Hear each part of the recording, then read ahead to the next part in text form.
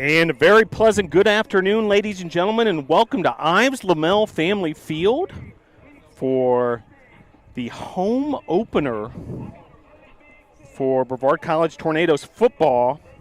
Should be a good one as the Tornadoes host Apprentice School. Kickoff is slated for 1 p.m. And we'll set the whole scene for you in just a few minutes. Once again, you're watching Brevard College football, Tornadoes versus Apprentice.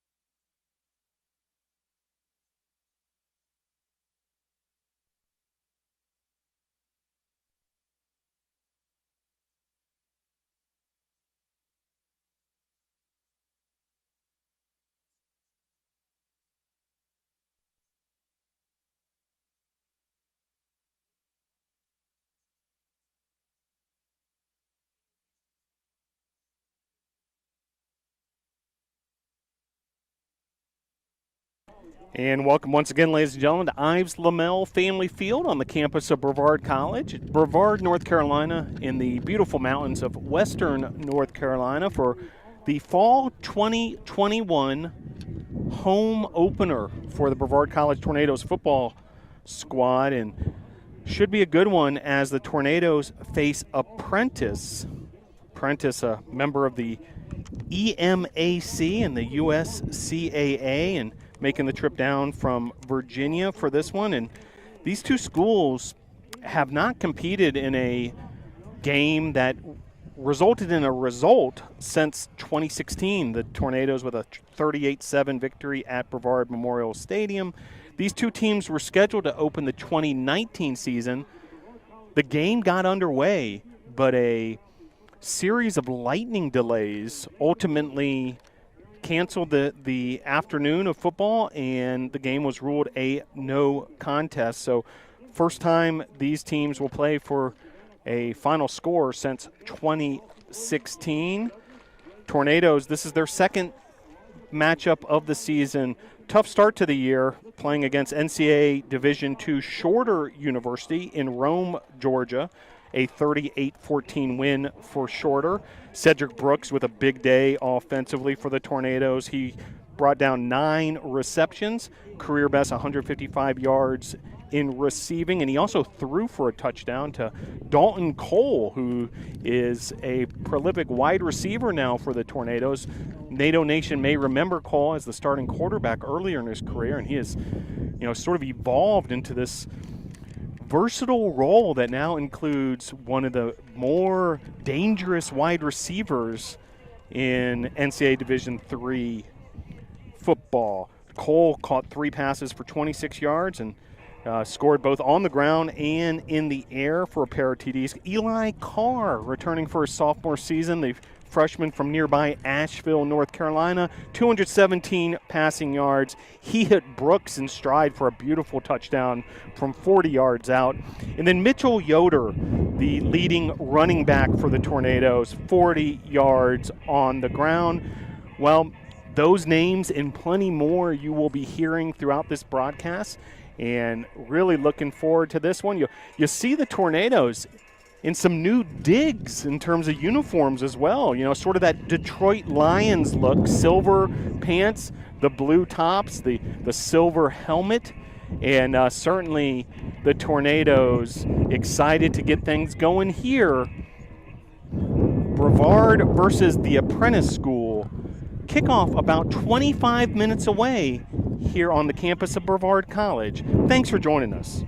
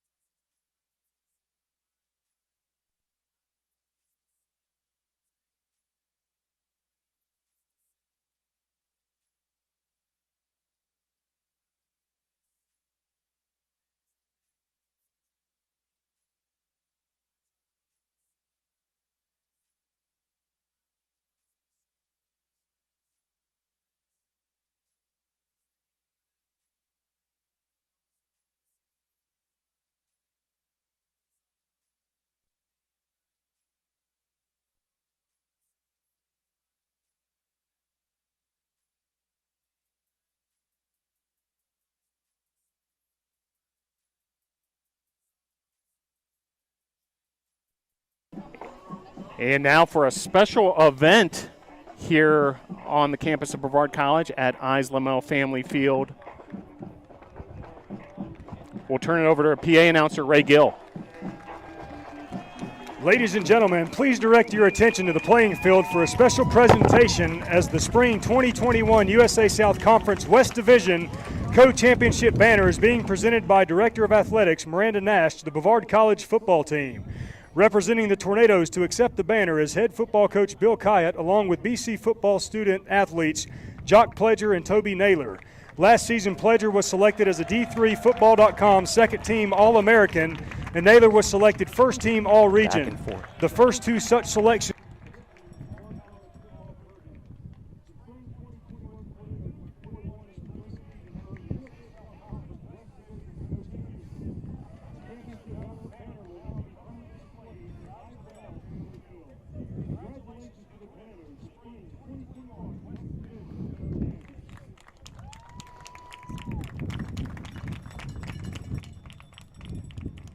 So a special banner reveal as the 2021 USA Southwest Division co-champions receive their banner from their success in the spring. Tornadoes went 4-1 in that season, and that banner will be permanently affixed now here at Lamel Family Field. In one corner is the men's soccer 2021 Spring USA South Conference West Division champion banner. In the other corner will be the football banner, and hopefully just the first of many across all the sports that utilize Lamel Family Field. Men's and women's soccer, football, men's and women's lacrosse, and the tradition starting now that the Tornadoes are officially members of the USA South.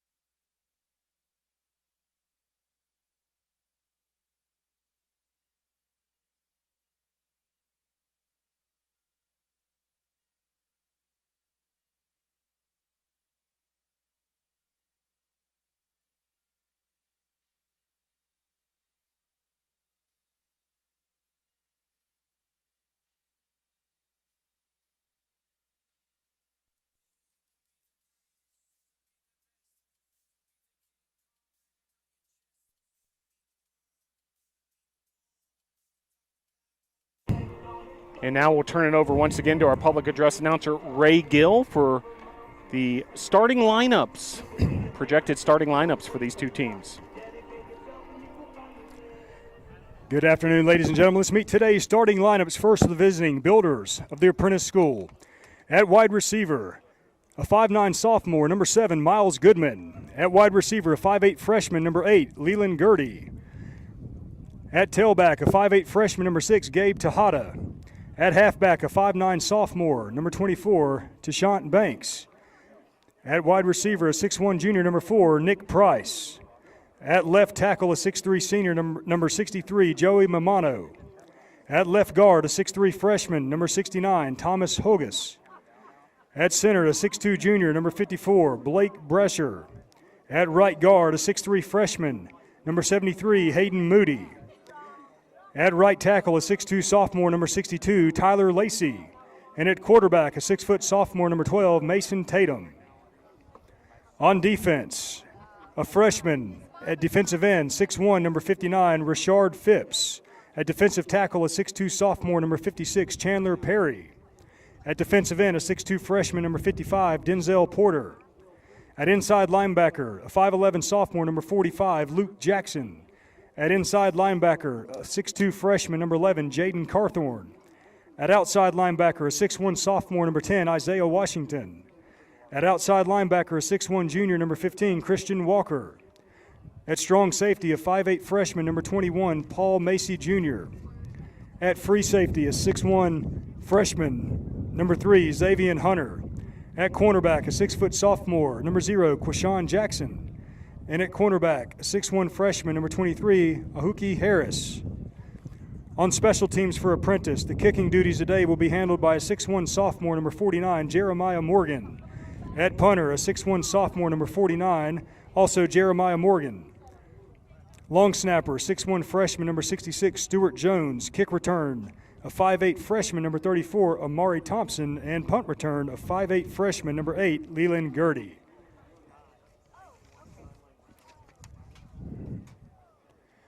And now the starting lineups for your Brevard College Tornadoes. At quarterback, a 6'1 sophomore, number 15, Eli Carr. At running back, a 5'10 senior, number 20, Aaron Bennett. At wide receiver, a 6'2 senior, number 5, Cedric Brooks. At wide receiver, a 6'3 senior, number 7, Dalton Cole. At tight end, a 6'2 senior, number 8, Jaden O'Leary. At fullback, a 6-foot senior, number 47, Jordan Bill. At right tackle, a 6'6 freshman, number 64, Andrew Bullard. At right guard, a 6-foot senior, number 68, Justin Parker. At center, a 6'1 junior, number 60, Todd Norman. At left guard, a 6'2 senior, number 59, Ari Drake. At left tackle, a 6'8 senior, number 70, Brandon Unigist. And now for your Tornadoes on defense. At defensive end, a 6-foot sophomore, number 99, Ernest Smith II. At defensive tackle, a 5'10 sophomore, number 43, Damian Johnson. At defensive end, a 6'1 senior, number 8, Jerome Bass. At linebacker, a 6'1 senior, number 1, Stephen Kennedy. At linebacker, a 6-foot sophomore, number 3, Jeff Banning. At linebacker, a 6'2 junior, number 4, Toby Naylor. At linebacker, a 6-foot senior, number 7, Derek Frazier. At cornerback, a 5'10 junior, number 19, Tyler Harrison. At safety, a 6-foot senior, number 37, Wesley Ross. At safety, a 5'10 senior, number 2, Dante Anderson. And at cornerback, a 5'10 junior, number 22, Jock Pledger. On special teams for the Tornadoes, the kicking duties today will be handled by a 5'11 senior, number 11, Stamati Damalos. The punter today will be a 5'10 freshman, number 13, Nick Akis. Punt return will be number 3, Mitchell Yoder. Kick return, also Mitchell Yoder. Long snapper, a 6-foot freshman, number 58, Kyler Smith.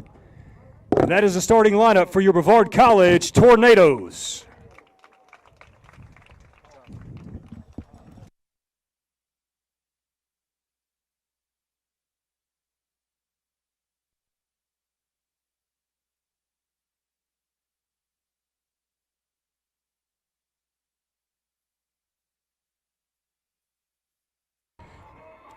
And welcome again to Ives Lamel Family Field on the campus of Brevard College,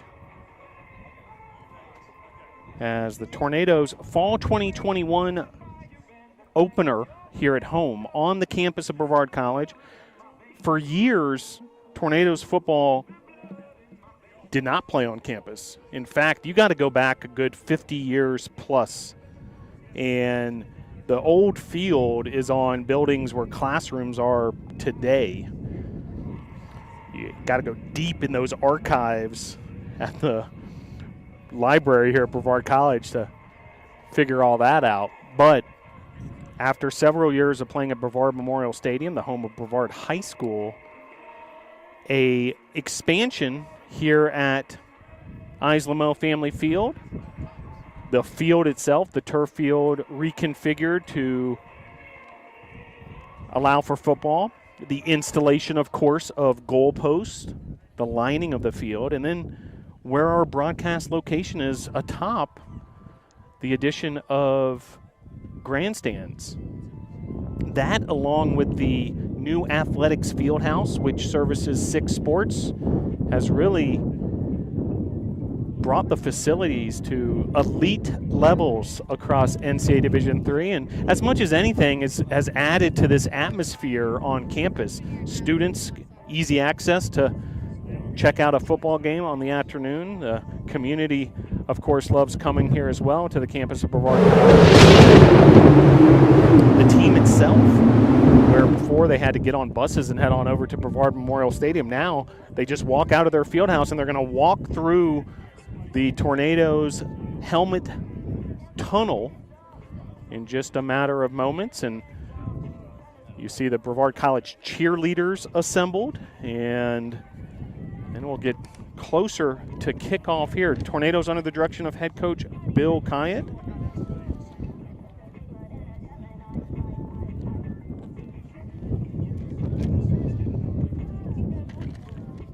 And a fantastic coaching staff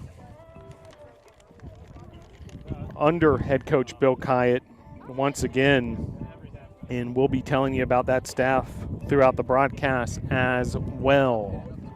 But should be a fun one this afternoon. Brevard versus Apprentice. Third all-time meeting. Brevard won that game in 2016, 38-7. The 2019 game, as we mentioned earlier, declared a no contest after multiple lightning delays. And then the first meeting before these teams, we're talking about history books. Take them all the way back to 1935 when these two schools first played. A 13-12 Brevard win in 1935 when toe met leather here between Brevard and Apprentice. But into the 21st century we go, and Brevard College and Apprentice coming up shortly. We're about 10 minutes away from the start of this one, and it's also Hometown Heroes game as we honor those who serve in the military, first responders, frontline workers, so many hometown heroes here in the Transylvania County and the Western North Carolina area, helping our community be healthy and safe. And a fantastic display from some local fire departments. The American flag on display. Just a gorgeous look there, and want to thank our local fire departments for making that happen. And of course, the day of remembrance, the 20th anniversary of the tragedy of September 11th. So a somber day for many, but you know, we will do our best to honor all that serve today with this football game between Apprentice and Brevard. And by the way, following the football game, double header for football. Brevard College men's and women's soccer, and the Tornadoes women's soccer team will be under the lights at 7:30 p.m., the men's soccer team at 5 p.m. So a triple header of action here at Ives Lamel Family Field, this multi-use facility. But the drum line is drumming, and the cheerleaders are ready to greet the Tornadoes onto the field in just a matter of moments. Apprentice has already made their way to the far sideline.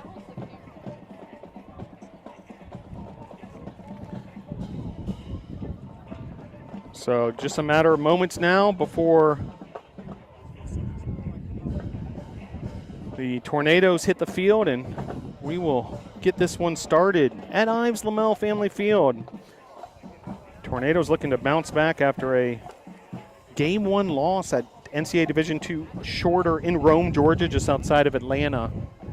And Tornadoes have been hard at work this week to prepare for this one.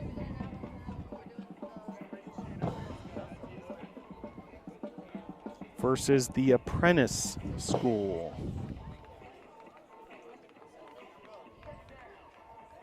Well, glad you're able to join us here on this YouTube channel, and we'll be bringing you all the home games this season, not only for Brevard College football, but any Brevard College athletic event that happens here on campus. You can find it right here on the Brevard College Tornadoes YouTube channel. So be sure to subscribe and also hit that little bell to receive the notifications.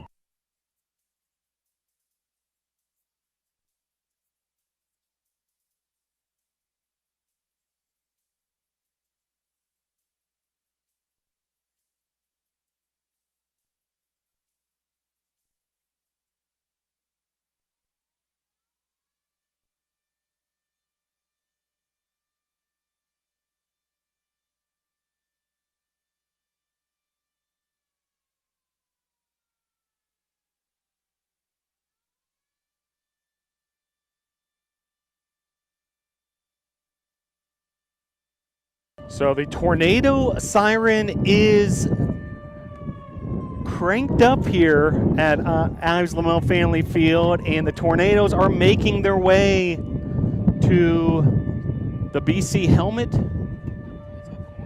And drumline with a special march as well. And here come the Tornadoes, their 2021 fall opener.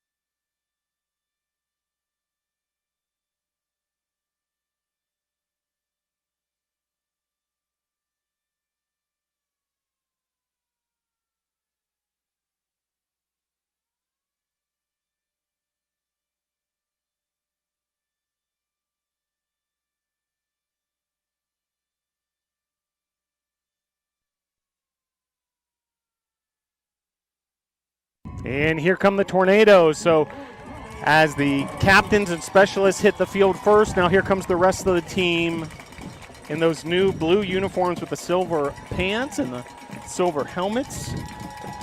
And NATO Nation is fired up for this one. Brevard College football back on campus. 2 games were played here on campus last spring. Abbreviated spring season.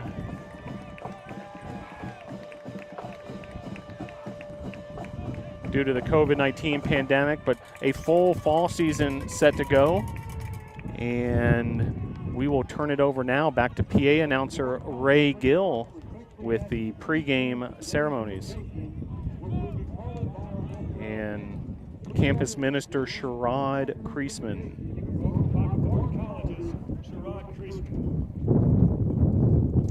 Let us pray.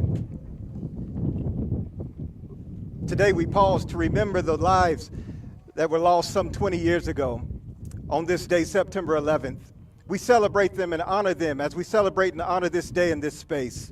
We thank you for the beginning of this season. We pray your blessing upon everything that happens here, from coaches to athletes to trainers to refs to everyone involved. Keep us safe. Allow them and us to be at our very best, to leave everything on this field so we can celebrate the greatness of this moment, the greatness of our athleticism, and the greatness of us as individuals. We thank you now for keeping us and them safe and keeping us and them in your care. Amen. Ladies and gentlemen, on this day of remembrance, please remain standing as we now take a moment of silence to remember all those affected by the tragedy that occurred 20 years ago on September 11, 2001.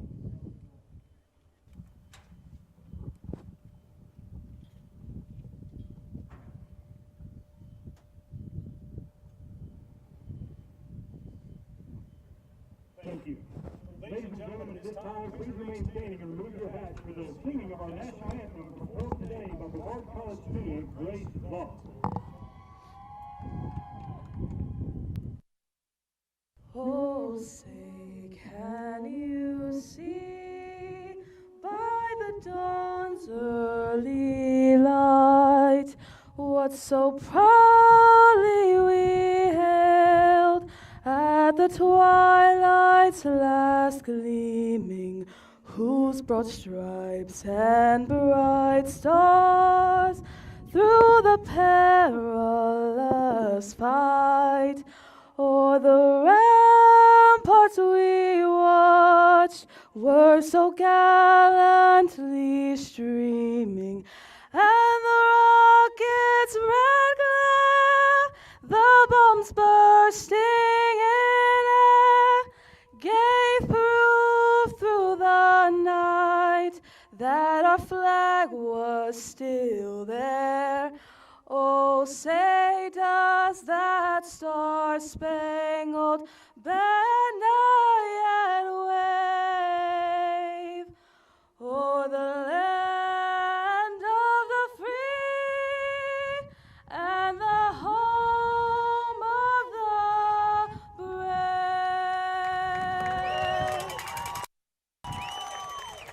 Outstanding rendition of the national anthem by Brevard College student Grace Vaught. So very nicely done. Thank you, Grace Vaught. Thank you, Sherrod Creasman, campus minister, for the invocation.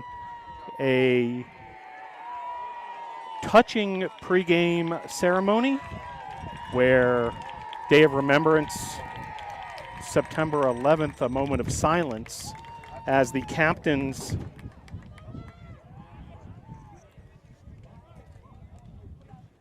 head for the coin toss.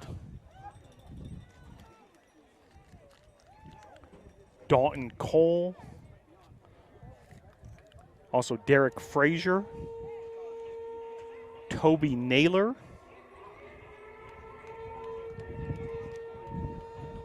and Brandon Norris looks like the fourth captain for the coin toss.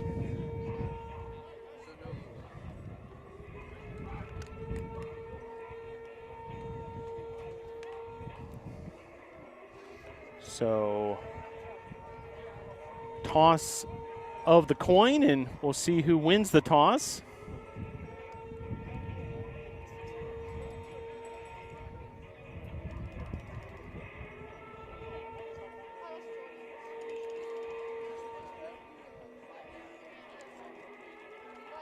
So, Tornadoes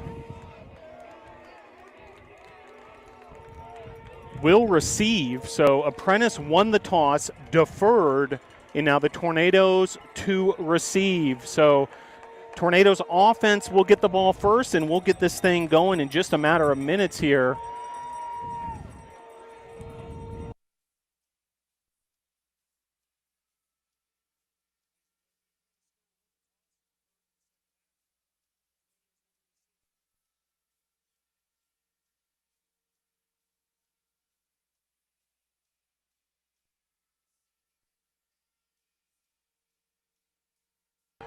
Well, highly anticipated start of the fall 2021 season, home opener for the Tornadoes.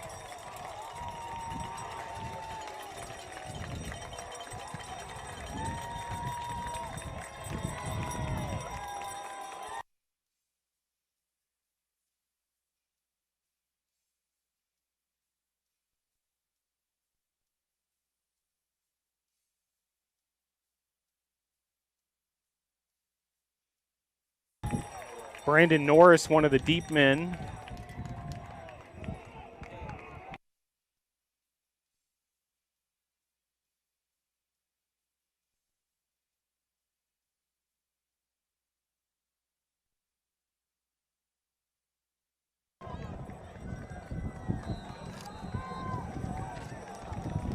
Marcus Lane, a number change for the Tornadoes. He's wearing number 4. He's deep, along with Brandon Norris.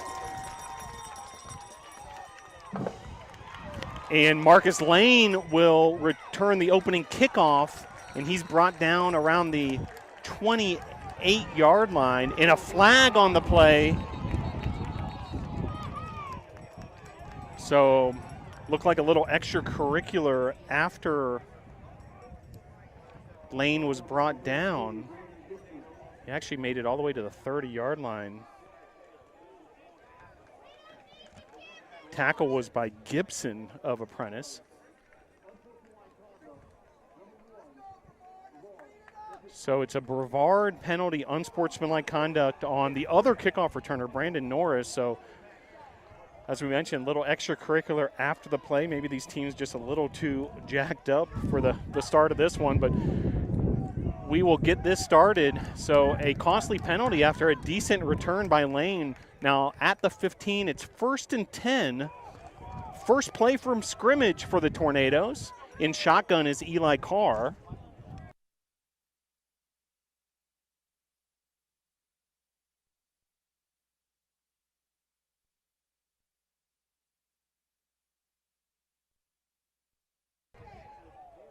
Cedric Brooks, the wide receiver, lined up to the far left along with Dalton Cole.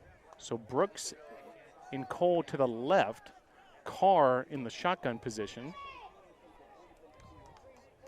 Mitchell Yoder the tailback to the right of Eli Carr. And a bit of a stoppage here, a little bit of confusion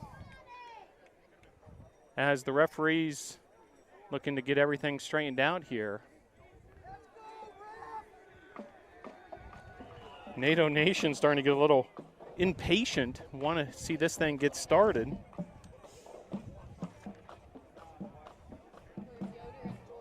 Khalil Madison, number 29.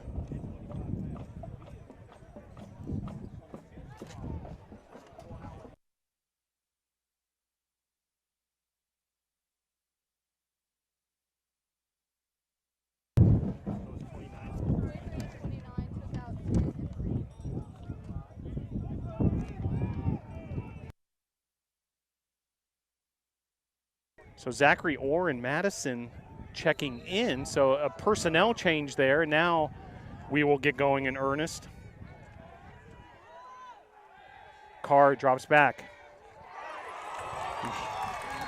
And hits Zachary Orr. Nicely done. You saw Orr in motion, pushed out of bounds by Isaiah Washington of Apprentice. So you saw more on the Orr on the move. Zachary Orr, the sophomore from Charleston, South Carolina, and seemed to confuse the Apprentice defense a little bit, as now a pitch to Cedric Brooks. It'll be a pass in the statistics. Bit of a shuffle pass. Brooks goes on the move after the 15-yard gainer by Orr. Flag on the play.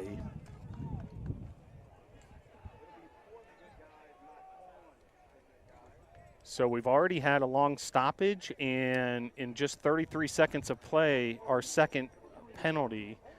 And it's going to be against the Tornadoes. A holding penalty. So push the Tornadoes back 10 yards. So it'll be 1st and 20.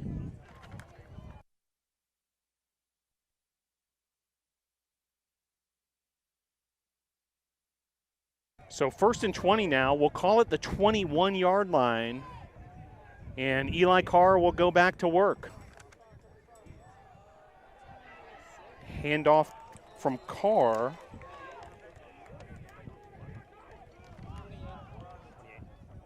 Rushed by Devontae Murray, so sophomore from Murphy, North Carolina, as the Tornadoes utilizing the ground gain. Gain of 4, 2nd and 16 from the Tornadoes 25. So Tornadoes now with 3 wide receivers, kind of a tight formation. Carr flushed out of the pocket, and then he's brought down. It's going to be a quarterback sack, and then the ball is fumbled. Brandon Unanks, the big tackle, able to pounce on it. Carr might have already been down. We heard a whistle there, so yeah, he was, but nonetheless, a loss of 2. And 3rd down and long suddenly, as that pass rush from Apprentice coming fast and furious. Phipps credited with the sack. So now 3rd and 20.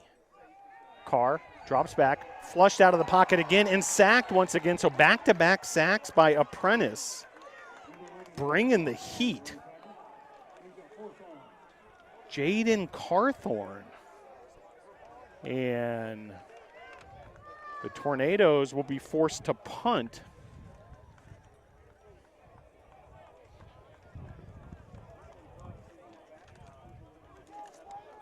And it'll be the home debut for Nick Akis, number 13, the freshman from Rock Hill, South Carolina.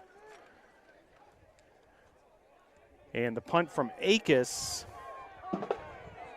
bounces across midfield and down at the 46 of Apprentice. So Apprentice will have its first offensive possession there after back-to-back sacks stop the Tornadoes. Also, a couple costly penalties on that possession for the Tornadoes. But we'll see the first look here at home for the fall 2021 defense under the direction of defensive coordinator Luke Jakes.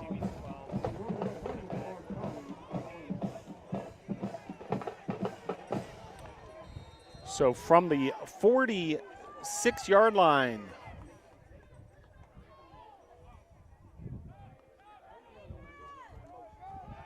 run right up the middle, and Tornadoes all over that one. A gain of 2. Toby Naylor in the middle of that.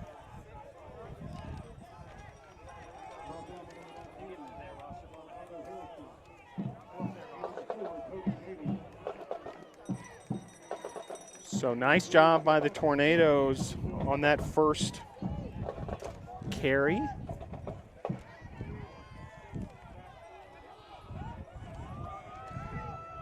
Mason Tatum is the quarterback for Apprentice.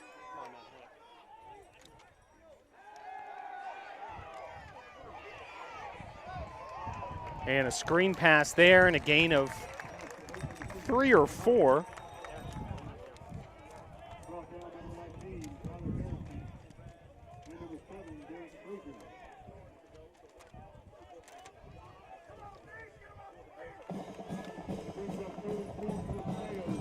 So that'll bring up 3rd down.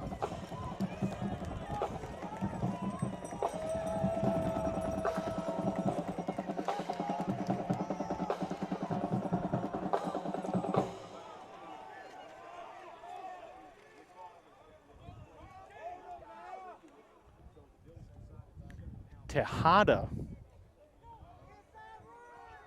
getting back-to-back carries to start this game. Now a keeper by the quarterback. And just before he's brought down, he launches the football forward. And it's going to be a 3-and-out for the Tornadoes. So nicely done by the Tornado defense to force the 3-and-out.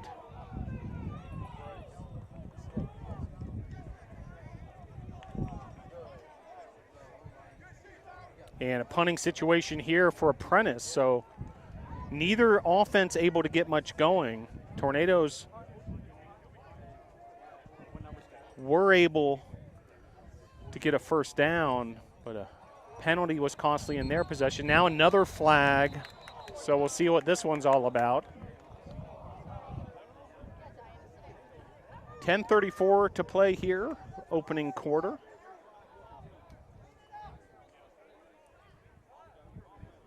And if this is against the Tornadoes, this could be very costly. It's a 4th and 4, and so a penalty could result in a first down for Apprentice, kind of a free pass after a 3-and-out by the Tornado defense. And that is indeed the case. You can already see the Tornadoes hustling to get their defensive unit back onto the playing field. And yep, an offsides against the Tornadoes. So first down via penalty for Apprentice.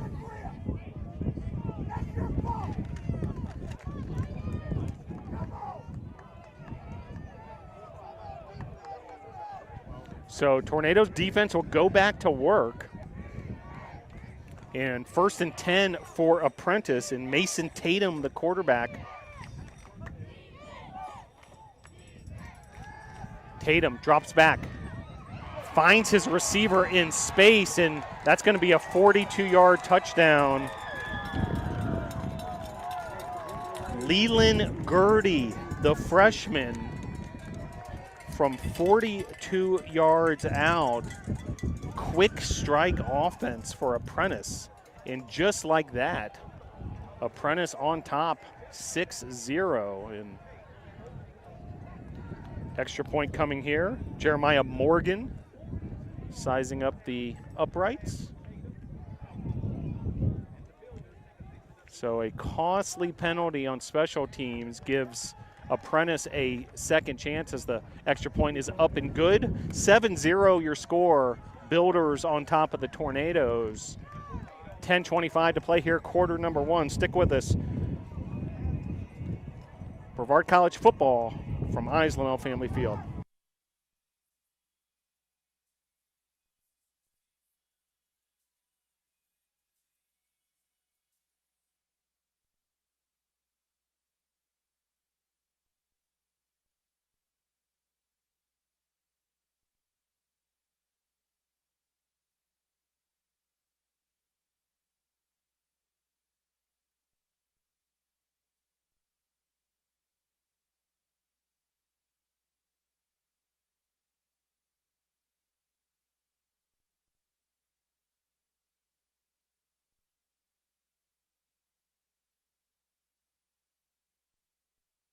So Marcus Lane and Brandon Norris once again deep for the Tornadoes, and Jeremiah Morgan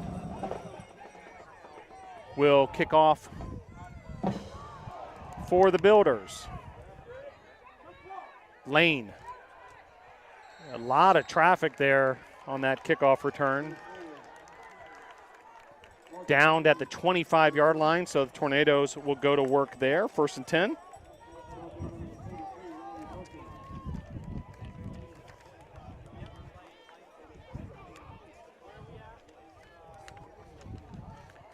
So 1st and 10 from the 25-yard line.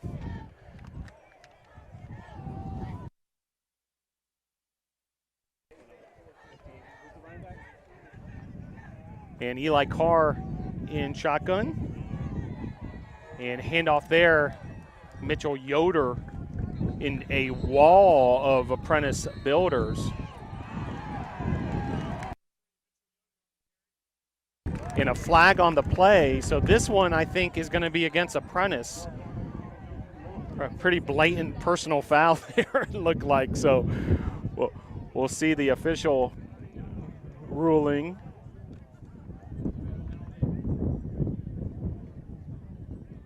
Rush there from Yoder. Well, we'll see what the penalty's all about.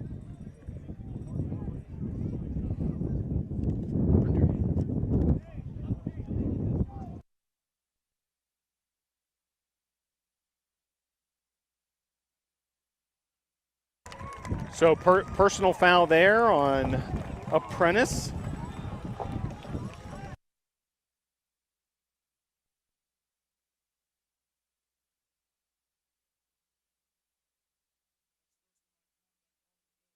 So this time the costly penalty against Apprentice. So a free 15 yards for the Tornadoes. 5 minutes have elapsed here at Islamill Family Field. First quarter of action. Tornadoes hosting the Apprentice School. Pitch there to Dalton Cole. Flag on the play on the far side, so we'll see what that's all about. But that versatility of Dalton Cole, the former quarterback, saw him play some H-back and tight end last season, now a wide receiver, and that time getting a carry, sort of a traditional running back type role. As we'll see what the flag's all about here. Gain of about 8 for Cole.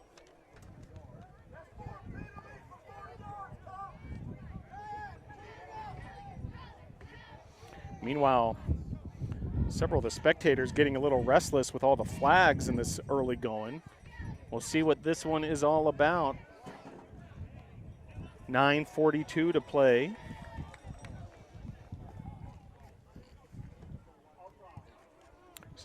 So this will be offsides against Apprentice. So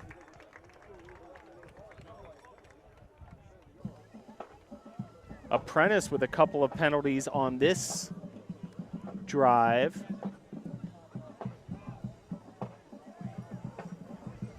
So it'll be 1st and 5.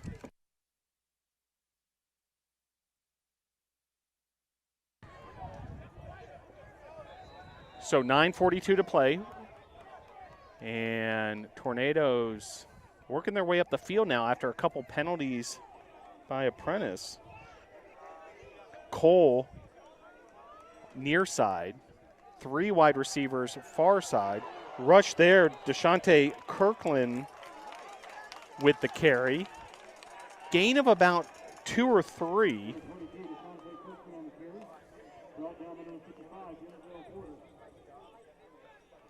Kirkland the sophomore from Ashford, Alabama. So it'll be 2nd and 3. Porter there for the stop for the Builders.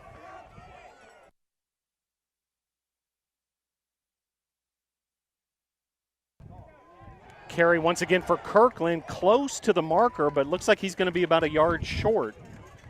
So that'll bring up a 3rd and short. Back-to-back carries from Kirkland. So see what Tornadoes offense dials up here. Head coach Bill Kyatt.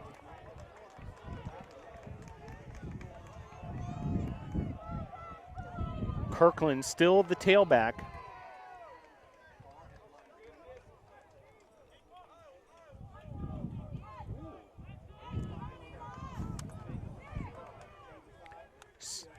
And carry there for Kirkland, and Kirkland finds a hole. Nice job by the right side of that offensive line to pave the way.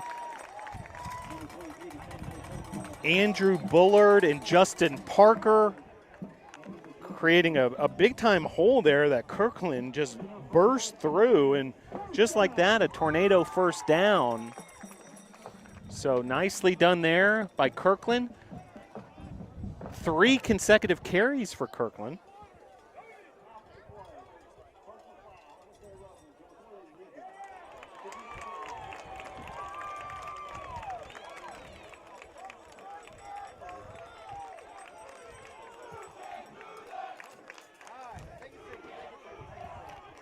So a injury timeout on the field with 8:01 to play here. It'll be 1st and 10 for the Tornadoes when we come back.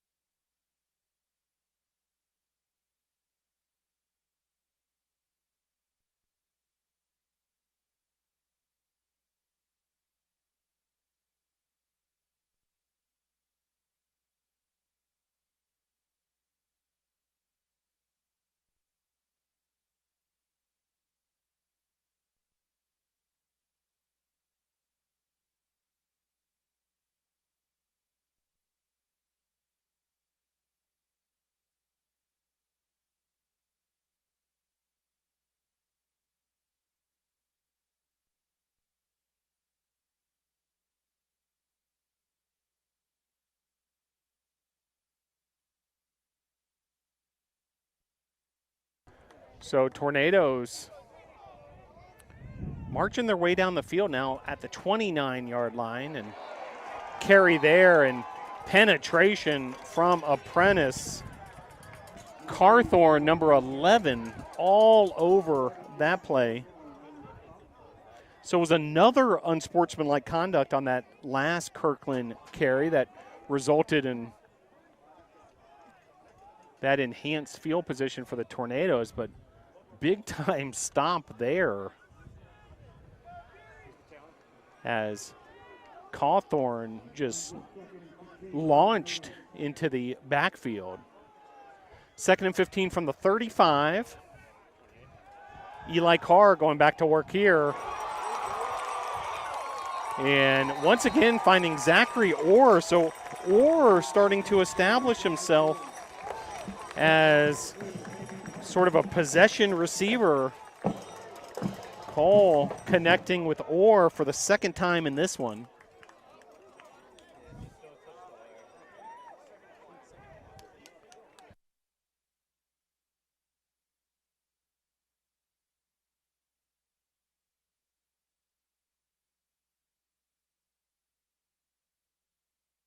So a little bit of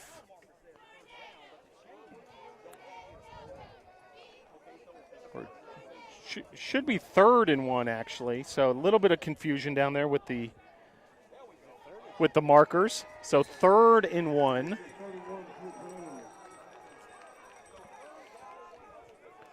So now back to action here. 20-yard line for the Tornadoes. Last time 3rd and short. Tornadoes handed it off to Kirkland, who was able to bust through the right side of that offensive line for a first down. And running play here, Mitchell Yoder. It's going to be pretty close to the marker.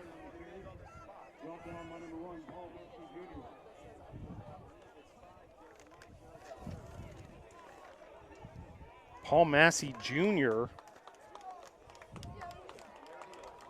coming up from his safety spot to make that carry, but Mitchell Yoder able to get that hard yard and the first down for the Tornadoes. So this drive continues.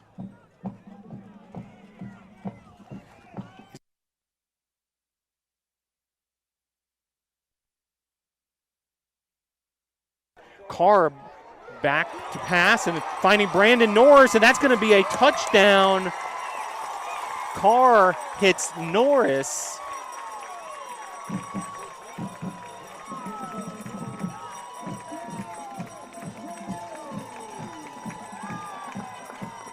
$19-yard touchdown as Eli Carr connects with Brandon Norris, and Tornadoes on the board. Brandon Norris, the senior from Lumberton, North Carolina.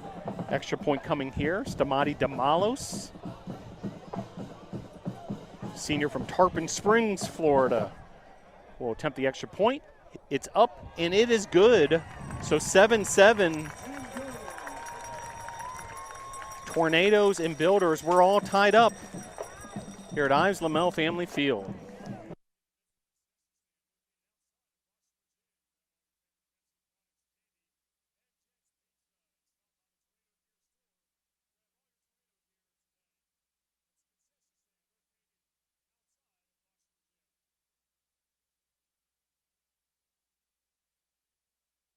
So an 8-play, 75-yard drive for the Tornadoes and a 7-7 score.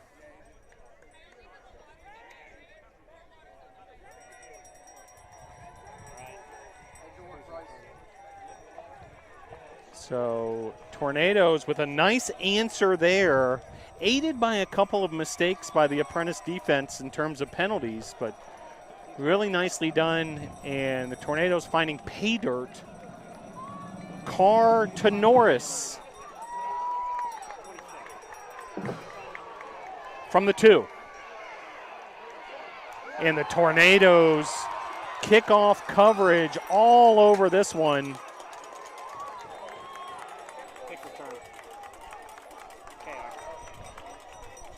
Looked like Lawrence Reed, one of the first men there.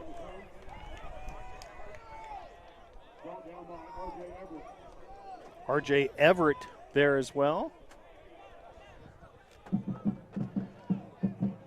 So Apprentice will get started at their own 23.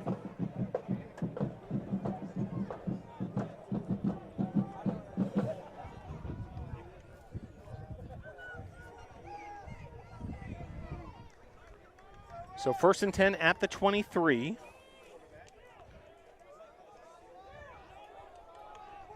Tatum will go back to work. Tejada, his tailback. Check that, actually different running back in the game now for Apprentice. And the Tornadoes all over that one. Toby Naylor, ladies and gentlemen. Also Bryce Easter in there on the tackle.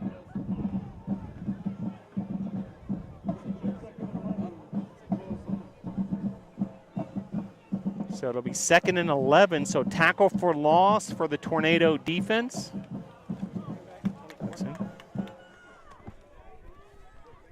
And Banks, the tailback, had that last carry. And now the Tornado defense in the backfield, and it's going to be a fumble and recovered by the Tornadoes. Toby Naylor in the middle of that scrum, making that play happen.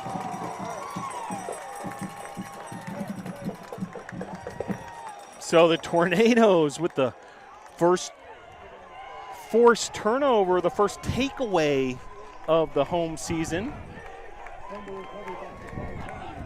So Stefan Kennedy recovers the fumble. Toby Naylor, we believe, forced the fumble. And just a big-time stop by the Tornado defense. 7-7 your score, 4:31 the time, and the Tornadoes in the red zone after that fortuitous takeaway. So Eli Carr will go back to work. Yoder in the backfield with Carr. Spread out to the left is Dalton Cole. Carry there for Yoder. And you can see the Apprentice defenders trying to strip that ball out of Yoder's grips, trying to get a takeaway of their own, but sure-handed Mitchell Yoder.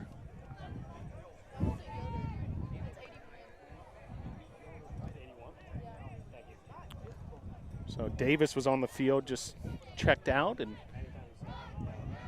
Cole spread out to the right. Zachary Orr in the slot next to him. And now out of the backfield. And a touchdown, Tornado. Zachary Orr, once again,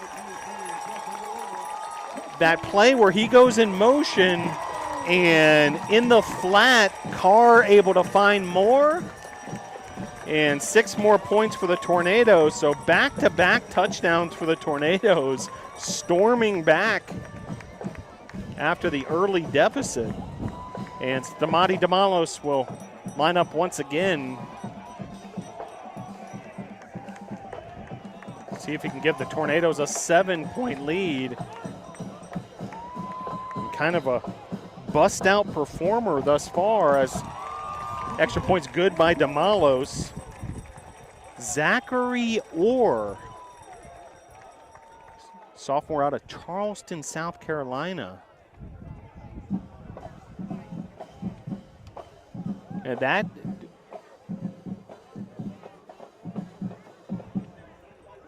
drive certainly created by the turnover. Recovered by Stefan Kennedy after the sack by Naylor. And then on just the second play of the drive, Carr finds Orr for 13 yards and the touchdown.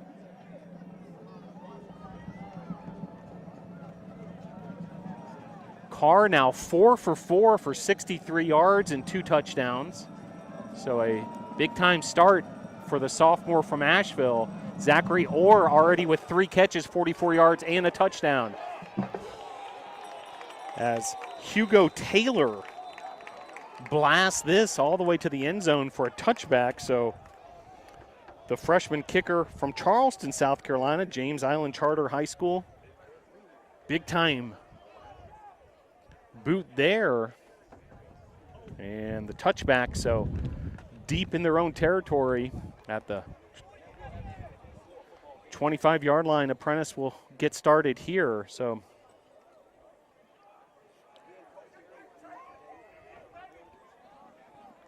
great work here by the Tornadoes after falling behind 7-0 to refocus, reset, and then reel off 2 touchdowns.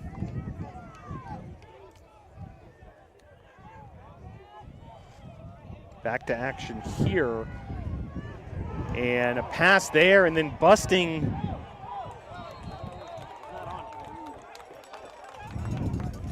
a tackle there. Looked like Tejada out of the backfield. Tejada with the catch, and he really broke a tackle there. So nice yards after catch for Gabe Tejada, the freshman from Orlando, Florida, Orlando Christian High School. So first down there. Apprentice, you felt like they really needed that after the momentum just shifted completely in the Tornadoes' direction. High snap there, handled by Tatum. Tatum then keeps it himself, and then big-time tackle there for the Tornadoes.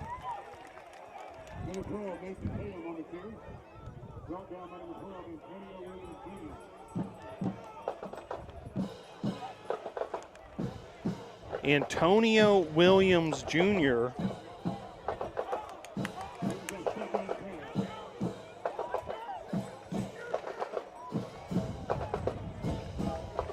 Nicely done there. So now 2nd and 10 after the no gain by Apprentice. Tatum now 3 for 4. Back to the air goes Tatum. And that's going to be brought down short of the line of scrimmage as Tatum found Corpus. Tyler Harrison on the tackle.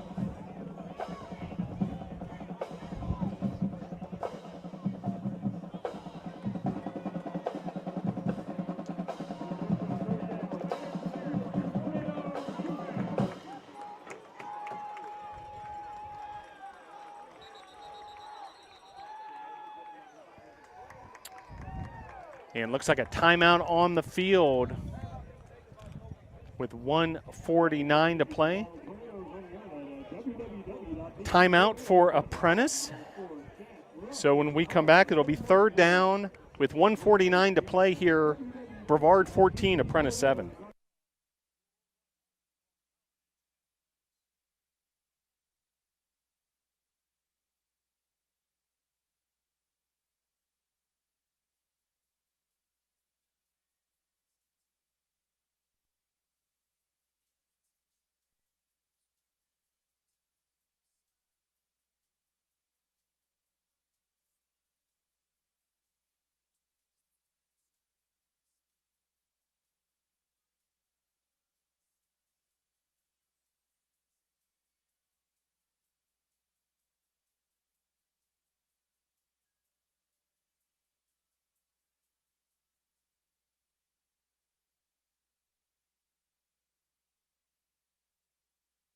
Back to action here at Lamel Family Field where the Tornadoes lead the Builders 14-7, 1:49 on the clock here, first quarter. 3rd down for Apprentice. Heavy pressure there by Stefan Kennedy. Quarterback pressure by Kennedy, also Wyatt Langford. So defensive coordinator Luke Jakes dialing up the pressure on 3rd down, and Kennedy and Langford getting deep into that backfield, creating havoc for that Apprentice offense. Deep for the Tornadoes. Brandon Norris. The punt for Morgan, and this is going to be a shank off the side of his foot. Out of bounds. It's going to be a very short punt. So we'll call that about a 12 or 13 yard punt. A special team coordinator's nightmare.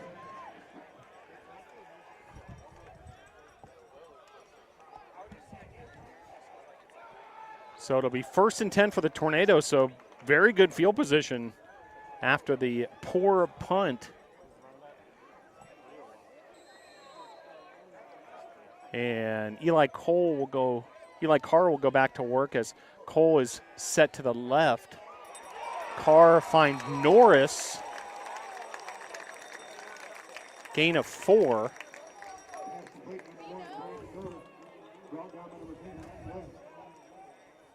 So nicely done there once again by Carr. Officially, it was a 12-yard punt.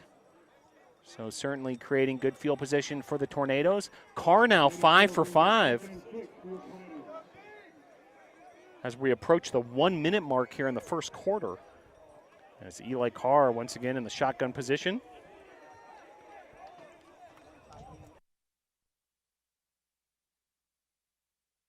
Carr drops back, surveying his options, able to find Norris once again, and Carr able to deliver that pass to Brandon Norris. He's been very active thus far, an 18-yard pass and catch.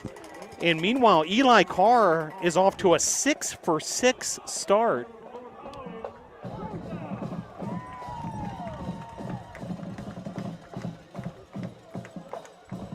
That's Norris's third catch. He has a touchdown. Zachary Orr also with 3 catches and a touchdown. And meanwhile, another first down for the Tornadoes. And Eli Carr and the Tornado offense getting their motor running. Mitchell Yoder stopped shy of the line of scrimmage. So that'll be the last play of the first quarter. And the Tornadoes able to gain a 14-7 lead after touchdowns from Brandon Norris, 19-yard catch from Eli Carr, and also Zachary Orr, a 13-yard touchdown pass and catch from Carr. Tornadoes with the takeaway to create that second touchdown, and Eli Carr off to a red-hot start. 6-for-6 for 89 yards and 2 touchdowns. The Tornadoes lead the Builders 14-7 at the end of one.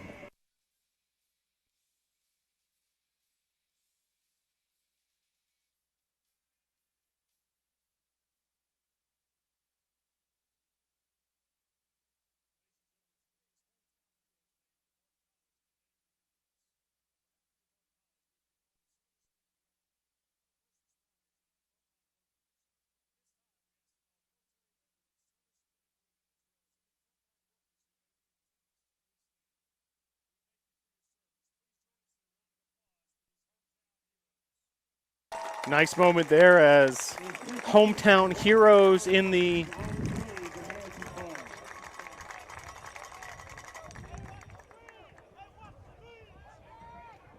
nice moment as the hometown heroes are recognized here in between the first and second quarters. Frontline workers, first responders, servicemen and women on this day of remembrance. So second quarter getting underway now as the two teams swap sides, and Eli Carr will go back to work after this red hot start of his. He's able to connect this time with Dalton Cole, and that'll be another Tornado first down. So Carr finds Cole. Cole's first catch. Luke Jackson on the tackle. Eli Carr now 7 for 7. Norris and Orr each had 3 catches and a touchdown. Now Cole has a catch. And just a red hot start for the sophomore from Asheville. Now over 100 yards passing, 101 to be exact. Rush there, and another first down. Hard running there by Kirkland. That's his 4th carry of the day and his longest rush of the day. So Kirkland now with another first down for the Tornadoes. Tornadoes, that's their 10th first down of this first half. Apprentice with just 3. Eli Carr pitched to Kirkland. Apprentice was on the case on that play. Isaiah Washington on the tackle. Flag on the play.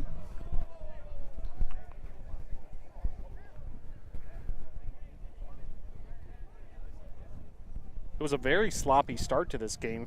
Flags on both sides. And then we kind of had a clean end to the first quarter. Now another flag.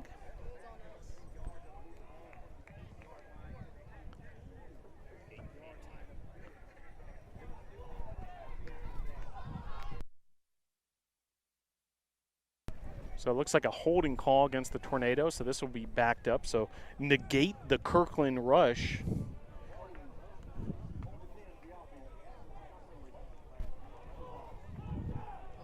So it looked like Jordy Wilkinson got caught with his hand in the cookie jar on that holding call. But Tornadoes will regroup here. First and 20.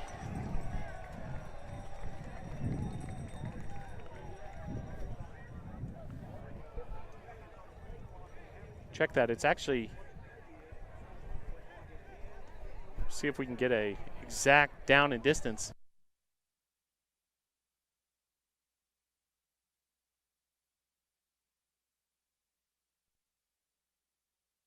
So timeout there for the Tornadoes on a first and goal situation from the 18-yard line. And we're going to adjust the game clock to 13:23 when we come back. First and goal from the 18.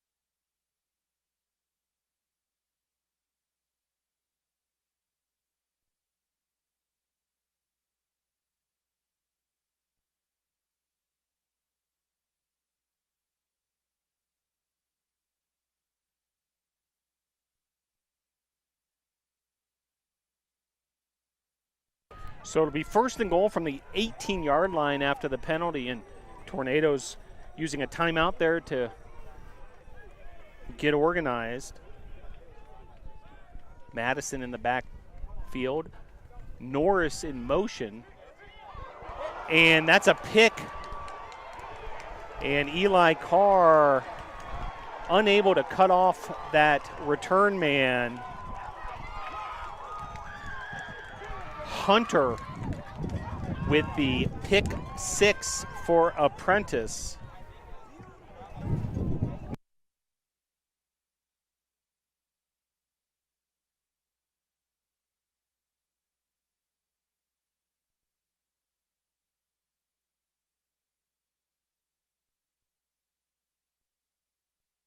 So a pick 6 there.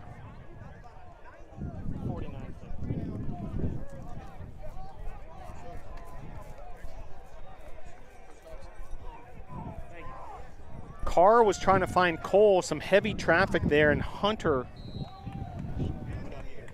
able to snag the interception and take it all the way to the house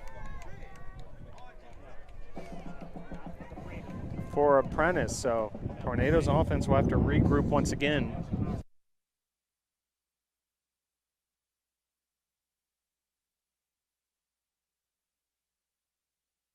So extra point good, and 14-14 your score. 13:07 to play here, quarter number 2.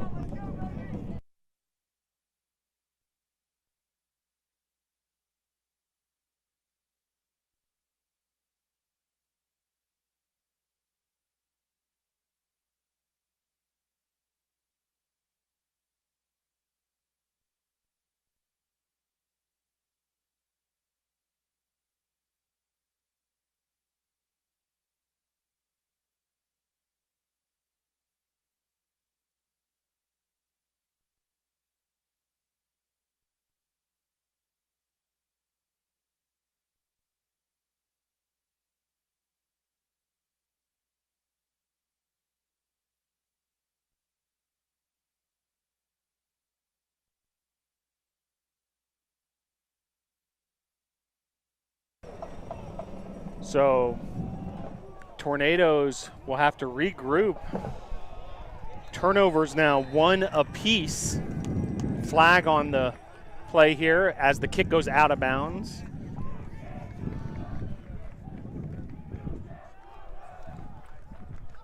So after a 7-for-7 start, interception on the Eli Carr attempt to Dalton Cole, and all tied up here at 14. So Carr will go back to work now. Carr behind the offensive line of Unanks, Drake, Norman, Parker, and Bullard. So from the 35-yard line, 1st and 10 for the Tornadoes. So 13:07 to play here, quarter number 2. And back to work here goes Eli Carr with Mitchell Yoder lined up behind him. Dalton Cole here on the near side, pitch to Yoder. Yoder across that left flat, and no gain on the play. Perhaps even a loss of a half yard.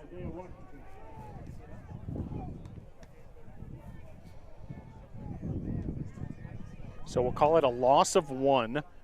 2nd and 11 from the 34. So you felt the momentum shifts in this one. Apprentice from the get-go, and then Tornadoes with 14 straight points. And then that pick 6 seems to have energized the Builders. 12:30 to play here, quarter number 2. Eli Carr in the shotgun. In motion there is Yoder. Carr goes short to Brooks. And that play snuffed out by the Builders.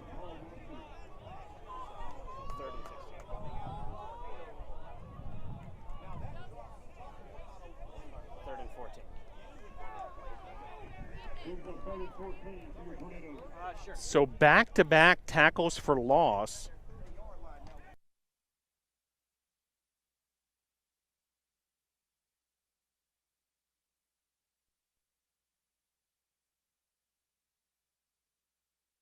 So 3rd and 14 from the 30. Carr back to pass. Heavy pressure there.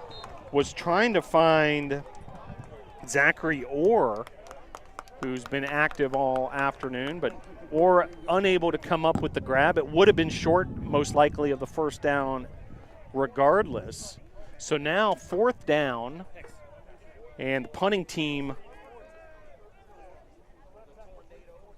onto the field for the Tornadoes.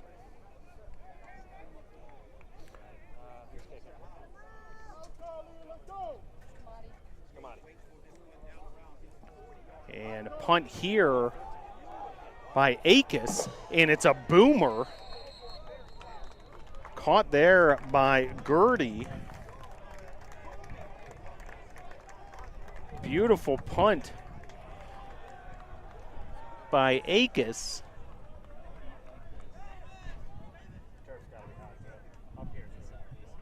Nearly 50 yards on that one. We'll see if we can get the official distance in just a moment here, but it's been a compelling game so far. Tornadoes have dominated in the statistical category, but total yards, first downs, passing yards, etc. But the statistic that matters most, the score, is all tied up, 14-14. 11:24 to play here at quarter number 2. Pass there to Pierce.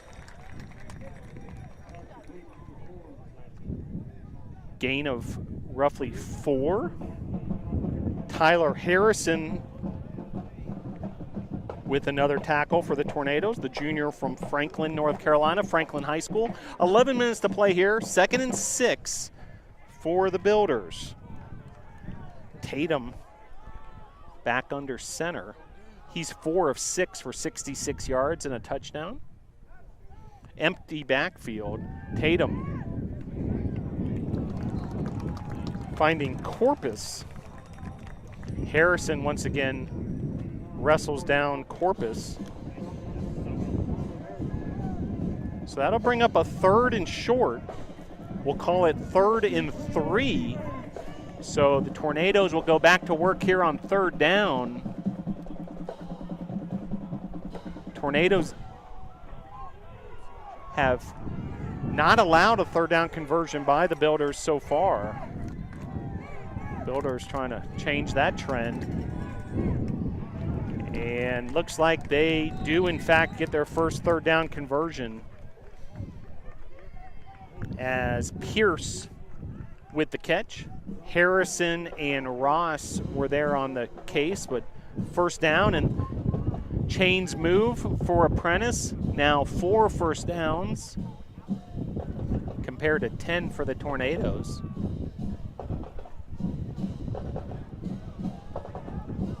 Tornadoes have outgained the Builders 106 to 70 yards. 9:42 to play here, half number 1, quarter number 2. Pitch and catch there. And now quite a bit of extracurricular going on there along the near sideline. Logan Eastry with the catch. Eastry, the freshman from Virginia Beach. Student section here not happy. Dante Anderson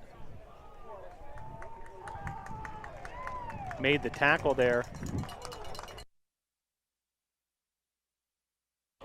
So he picked up the flag on that one, it looks like, and looks like the ruling is out of bounds. So I think the receiver stepped out of bounds and then kept on trying to truck up the sideline there. So everything seems to be in order now. 2nd and 7 from the 40. Second quarter here, 9:25 and counting. Nice pressure there from Tyler Harrison, blanketing his receiver and forcing another 3rd down. Antonio Williams Jr., amongst others who check in for this 3rd down defensive package.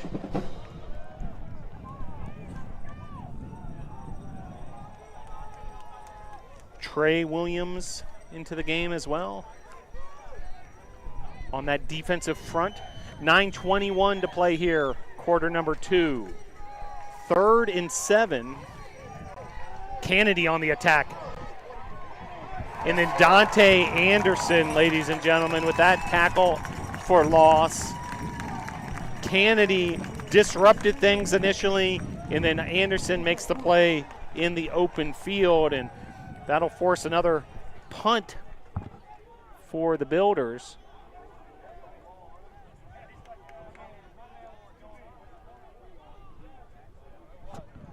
Back deep for the Tornadoes, Brandon Norris.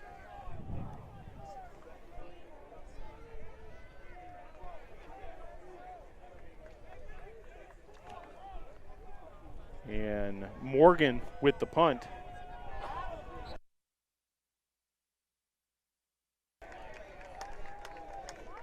Play clock made its way all the way to 0. We heard a whistle. And indeed, delay of game, so we'll back it up 5 more. So Norris stepping up 5 yards from his return position and helping what could be decent field position for the Tornadoes.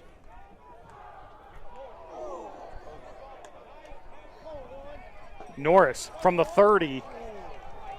Coverage is there for Apprentice.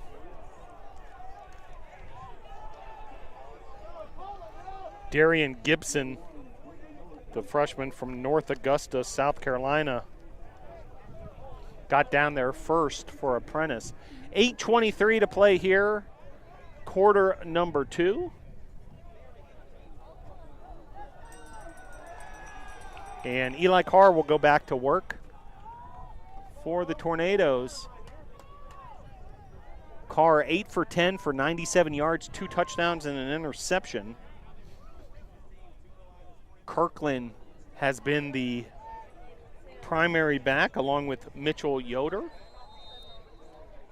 And Yoder standing to the right of Carr here.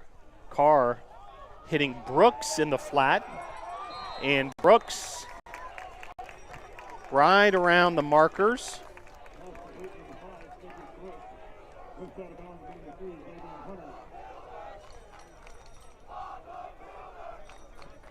And that should be a first down. So we'll move those chains, and 1st and 10 from the 42, so gain of 10 there.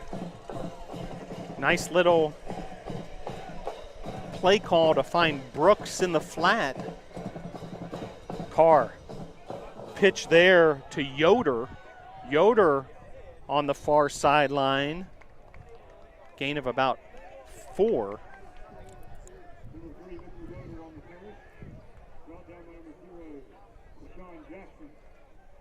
We'll actually call it a gain of 3, so 3-yard rush for Yoder.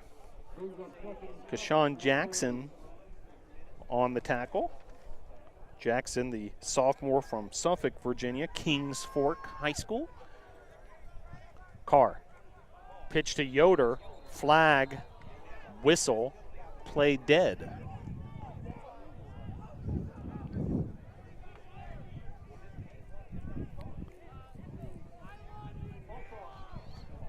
It's going to be a false start on the Tornadoes, so penalty woes continue for both these teams.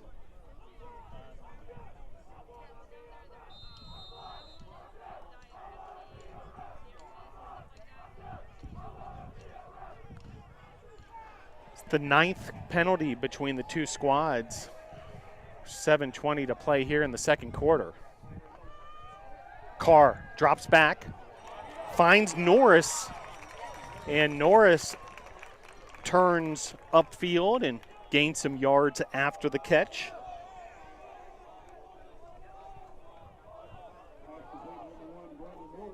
Zachary Orr checking into the game. We've called his name quite a bit.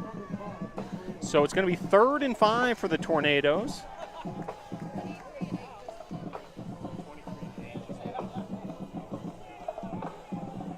Jaden O'Leary into the contest as well.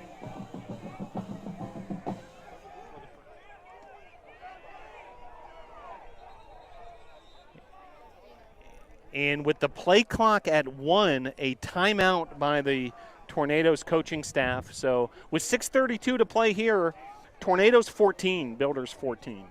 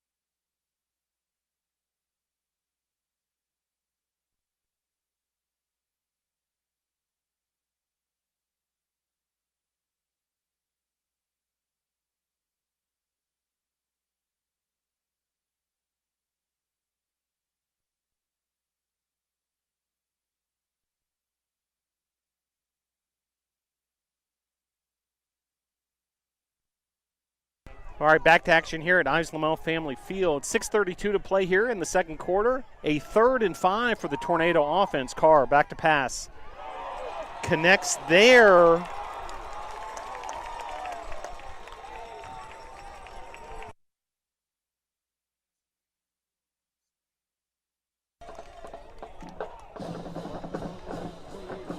Marcus Lane with the catch. So Lane wearing number 4, so a number change late. So sorry for our delay in getting you that information, but Lane wearing number 4. 6:01 to play here, quarter number 2. After the first down connection, Carr to Lane. Now Carr with a keeper.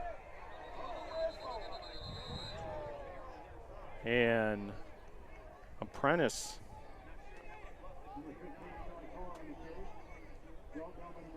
bringing down Carr. Ultimately, it was Hancock.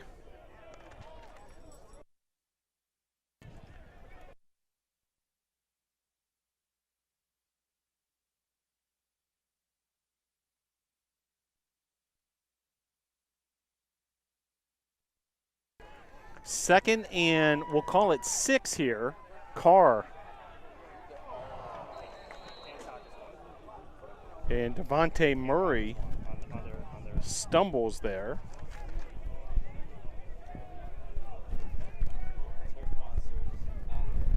So that'll bring up a 3rd down situation for the Tornadoes.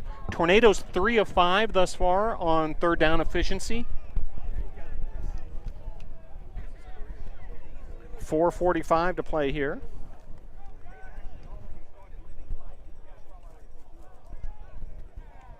Tornadoes looking for the go-ahead. All knotted up here at 14. 4:30 to play. And a whistle and a timeout for the Tornadoes. That's their final timeout of the half. So when we come back, it'll be another 3rd down situation. 4:23 to play here, quarter number 2.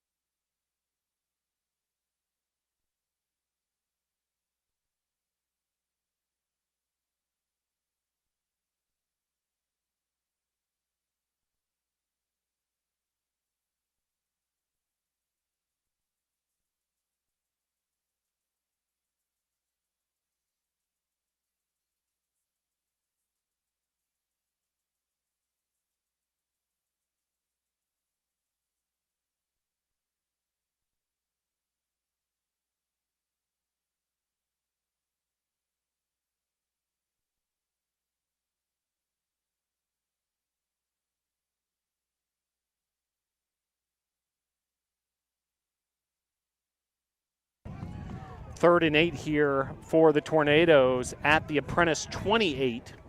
Carr back to pass. Looking downfield, finding Cedric Brooks, and Brooks unable to hold on to that Carr offering. Little bit of extracurricular after the play. You can see the Tornado offensive line taking care of business. Unanks and Ari Drake. And looks like the Tornadoes are going to attempt a field goal here. This will be from 45 yards. Stamati Damalos from 45 out. The snap, the hold, the kick from Damalos. It is good from 45 yards out. Stamati Damalos.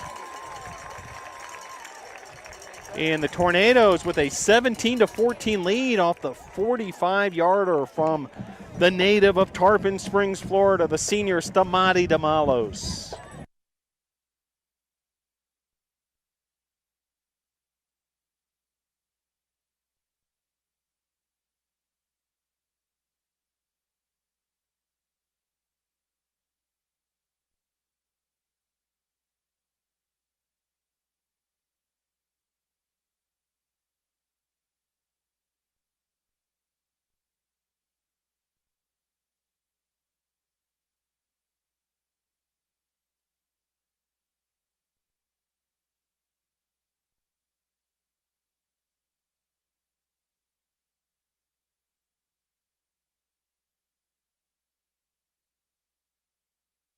So after a career-long 45-yard field goal by Stamati Damalos, Hugo Taylor will kick off. The Tornadoes with just an arsenal of strong legs. Taylor had a touchback earlier, and then that 45-yard field goal by Damalos. Damalos has also been perfect with 2 extra points.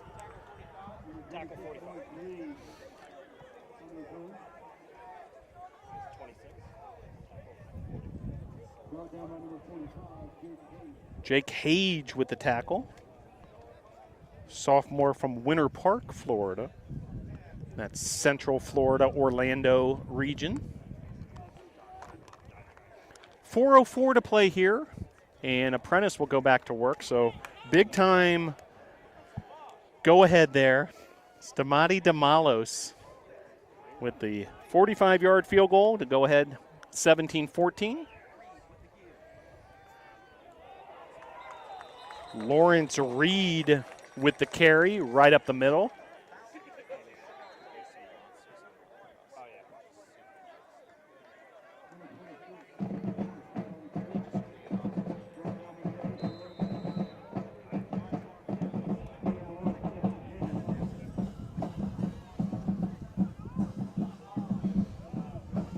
So now 2nd and 10, make it 2nd and 7 after the 3-yard rush by Reed.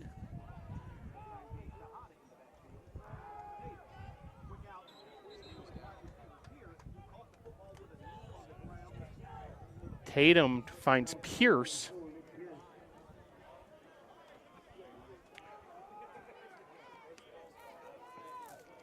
As clock starting to become a factor here as we near the end of the first half. Just over 3 minutes to play. Already a 3rd down situation, so if the Tornadoes can get a stop here, certainly would have time for another offensive possession.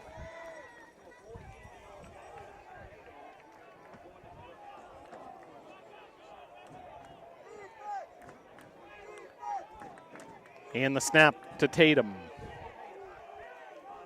Tatum finding Eastray along the near sideline, and it's going to be a 1st down, it looks like, for Eastray and the Apprentice offense.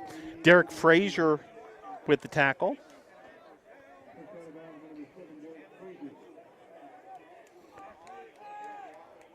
Some different personnel checking in for the Tornadoes, including number 3, Jeff Banning, the sophomore linebacker from Inverness, Florida.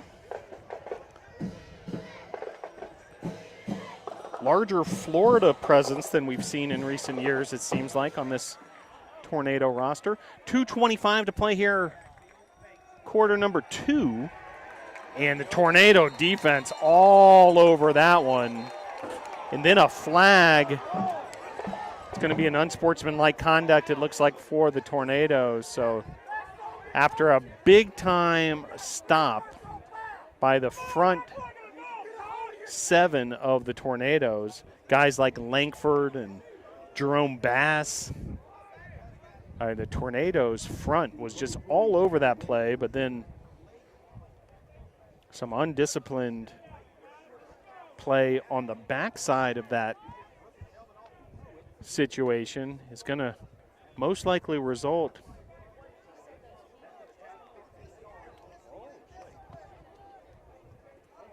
as we see the call now, unsportsmanlike conduct on the Tornadoes, so it's an automatic 1st down.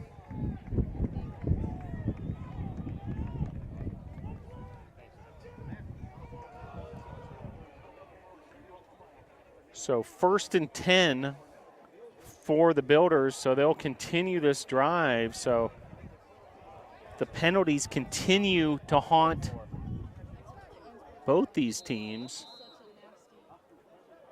Both teams have earned 2 first downs via penalty.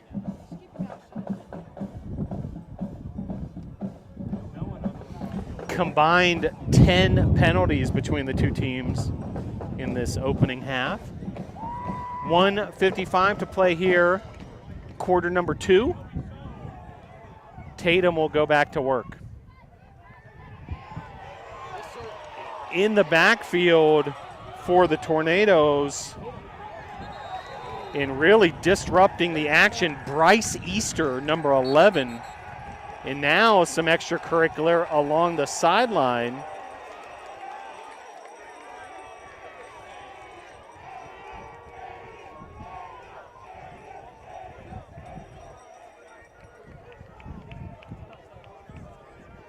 Not sure if a flag was thrown there or not, but certainly the officiating crew trying to sort this out.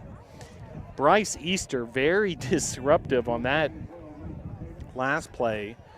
1:40 to play here.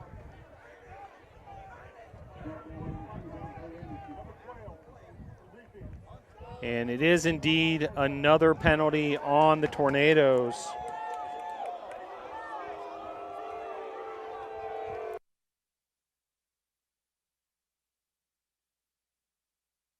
So another costly penalty for the Tornadoes.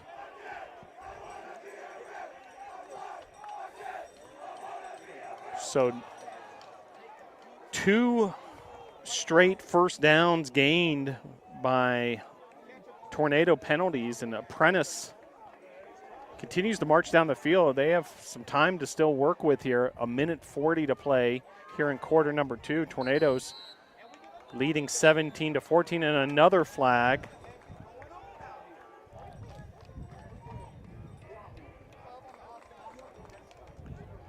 So this one against Apprentice. So false start. So the Builders will back up 5 yards.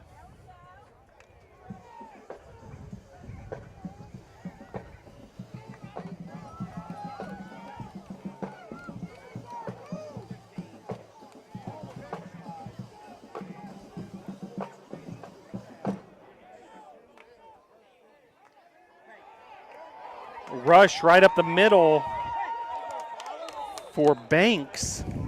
So Banks able to get close to the first down marker.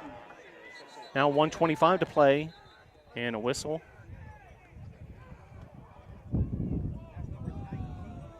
Looks like just a official's timeout at the moment.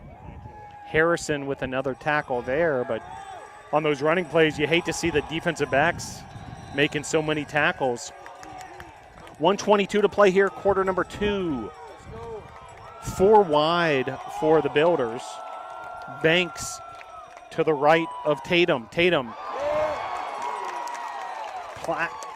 Pass breakup. We'll call it a swat for Stefan Kennedy. We've called Kennedy's name a lot today. Another flag on the field. Kennedy, a all-West Division USA South Conference selection last spring.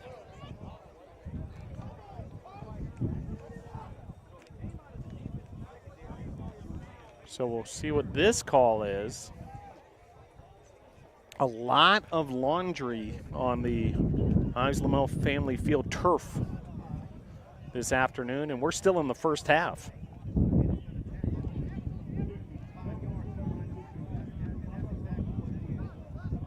So a penalty on the defense.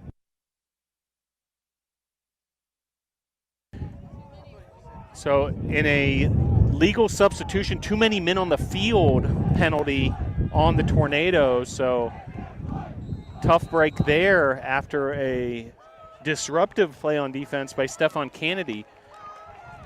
So it'll be 1st and 5.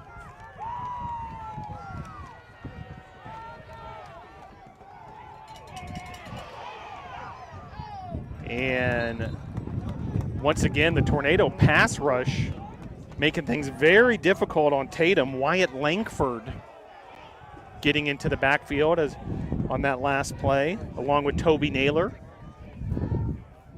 So we're seeing a lot of heat from the Tornadoes, making things difficult for Tatum. But meanwhile, this drive just continues to march on, aided by several penalties and bleeding the clock in the meantime. 17-14, Tornadoes on top, 1:06 to play here. Half number 1, quarter number 2. That pass over the outstretched arms of Eastray. Dante Anderson on the coverage.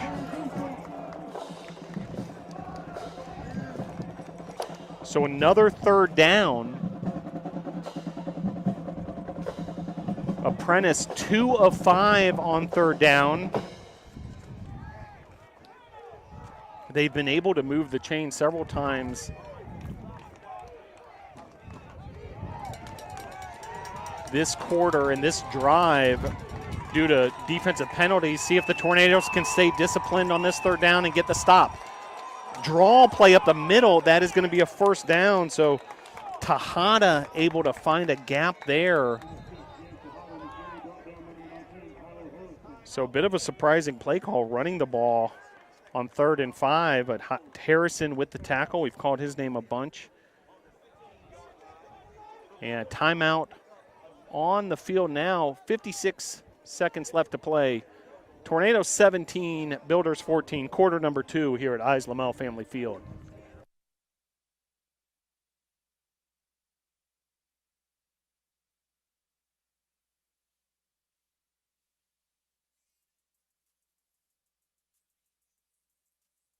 So this drive started way back at the 4:04 mark, and currently 9 plays, aided by several penalties.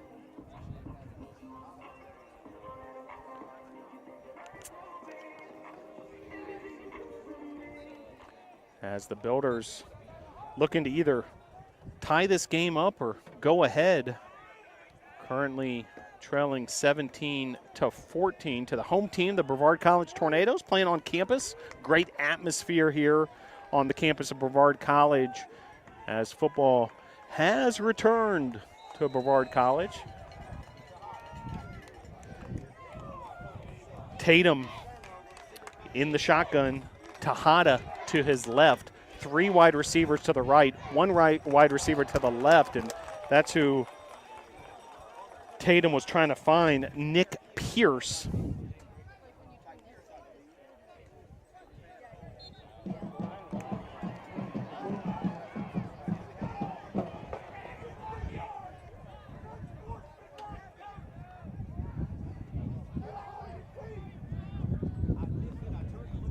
So another flag. We'll get this all sorted out. Some of the Tornado faithful getting a little frustrated with the amount of laundry being circulated here at Eyes Lamel Family Field. Another unsportsmanlike conduct penalty, so that's a tough break on the Tornadoes. And once again, another first down.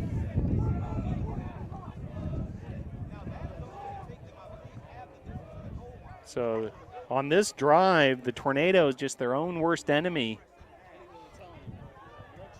Started way back at the 4:04 mark, so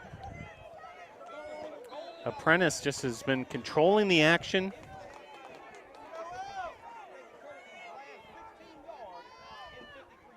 And now 1st and goal down to the 6. And now another flag after some extracurricular. So more issues on this drive. And it's going to be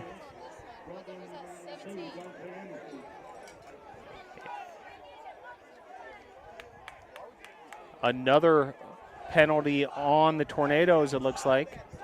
Personal foul. Actually, it's going to be offsetting this time.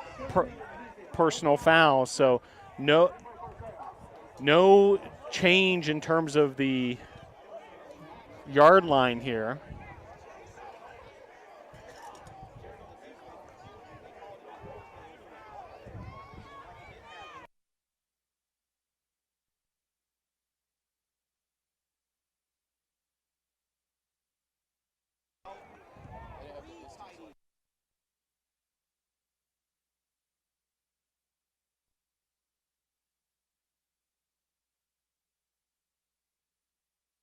So we're still trying to get sorted out the down and distance, because after offsetting penalties, we believe it should be 2nd down, but Chain says first.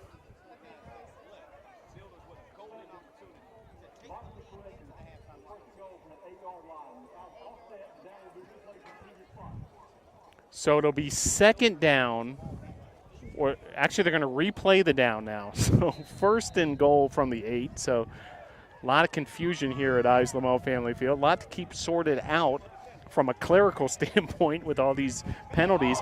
Now a loose ball, and it's going to be a turnover. Tornadoes able to recover the fumble. Jock Pledger. Very heads-up play by Pledger as that ball from Banks, the handoff from Tatum to Banks, bobbled. Ball bounces on the turf. Pledger picks it up. Second takeaway of the game for the Tornadoes. Jock Pledger, ladies and gentlemen. Second team All-American by D3Football.com. Dual sport athlete, also plays baseball. And big time play there by Jock Pledger. Now 38 seconds. I mean, Tornadoes are backed all the way up on the 10, so looks like they'll just take a knee and take their 17-14 lead into the locker room. But certainly a lot to discuss, I'd imagine, in both these locker rooms after all these penalties, a lot to clean up in the second half. But bottom line is Tornadoes with a 17-14 lead. Tornadoes will take that lead into halftime, and head coach Bill Kyatt and the Tornado coaching staff will regroup and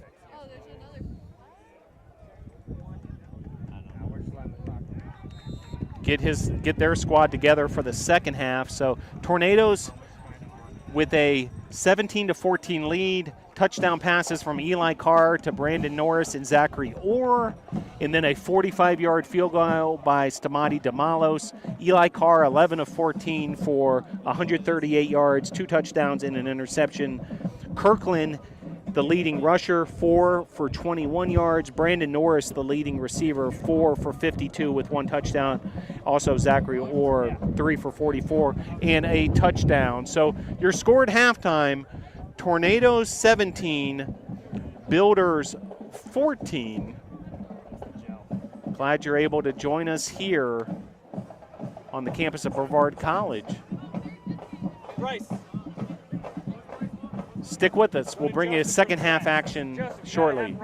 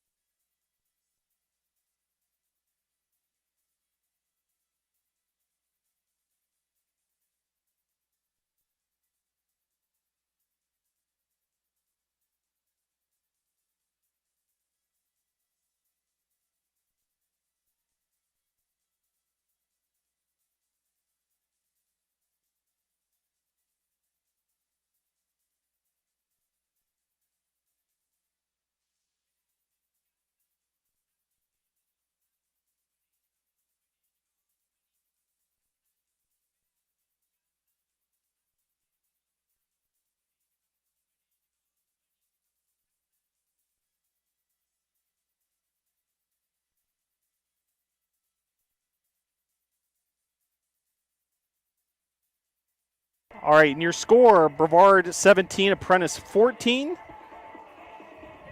We'll be back with all the stats and highlights of the first half. But for now, a message from Brevard College.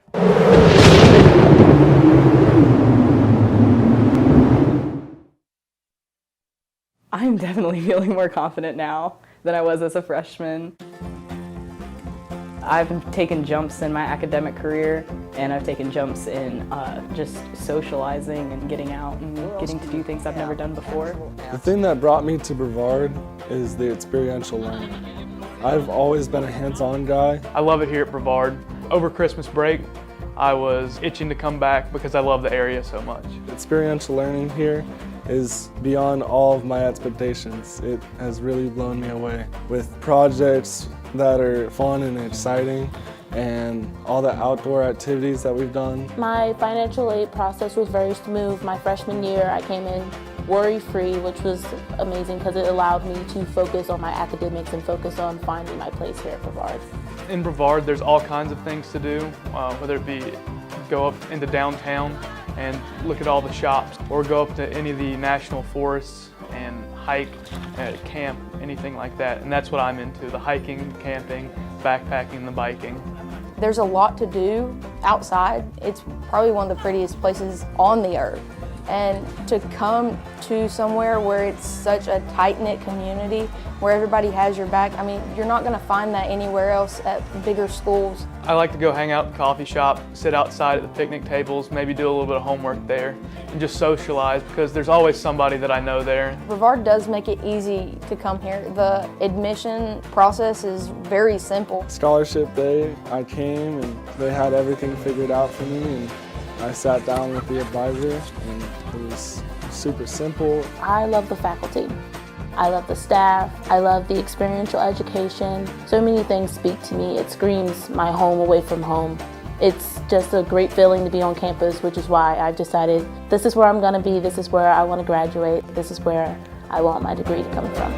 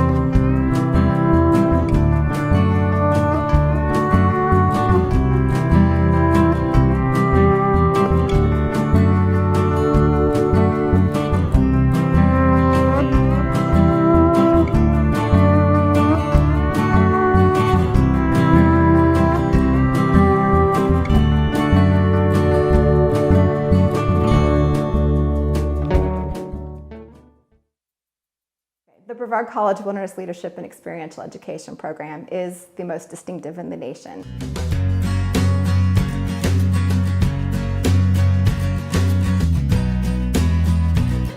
I think one of the reasons why is because it is so focused on experiential education in addition to the outdoor education component. They are developing their leadership skills out in the field with each other. My internship was on Schooner Lynx. She's a 122-foot topsail schooner. She's a replica of an 1812 privateer.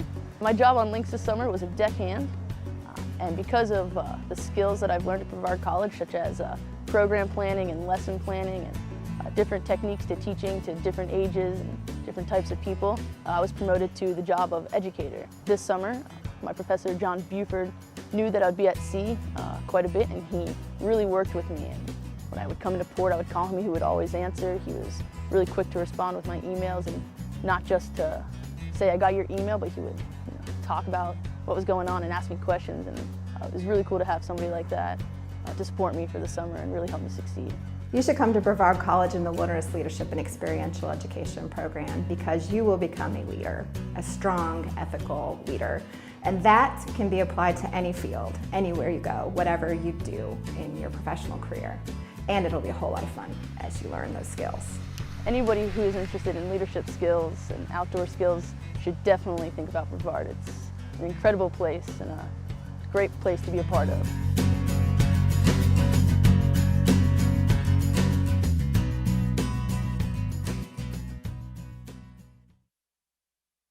Before I got to Brevard College, I didn't know what experiential learning even was.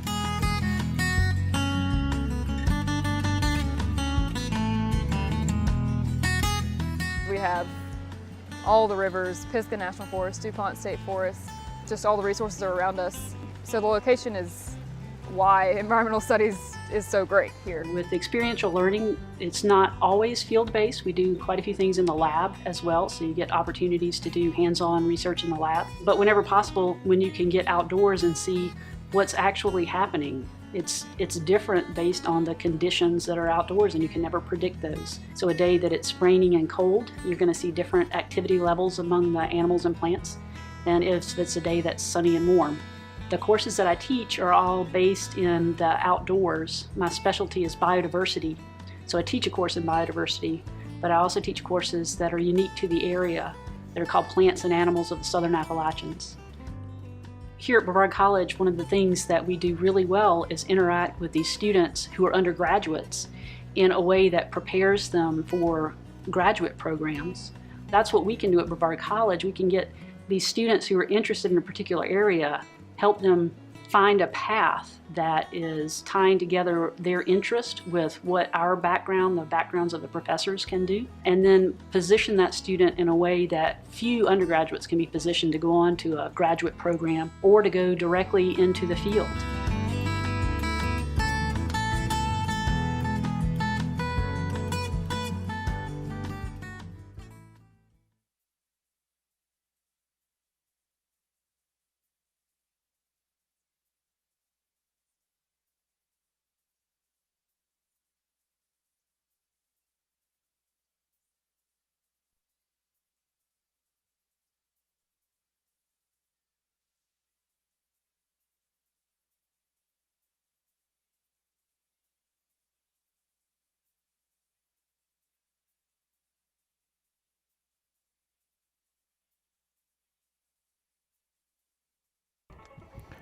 Back here at Ives Lamel Family Field, and you're looking at the new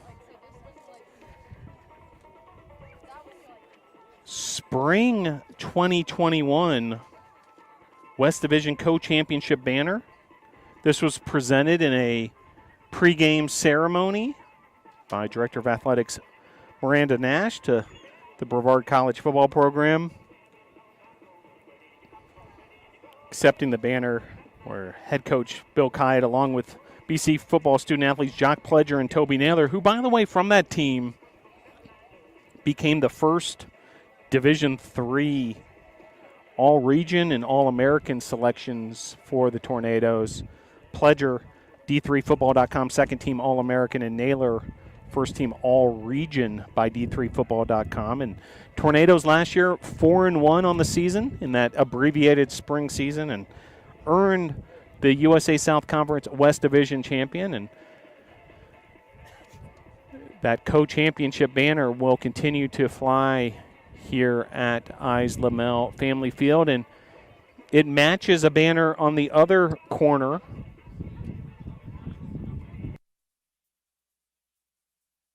that we'll get a look of here.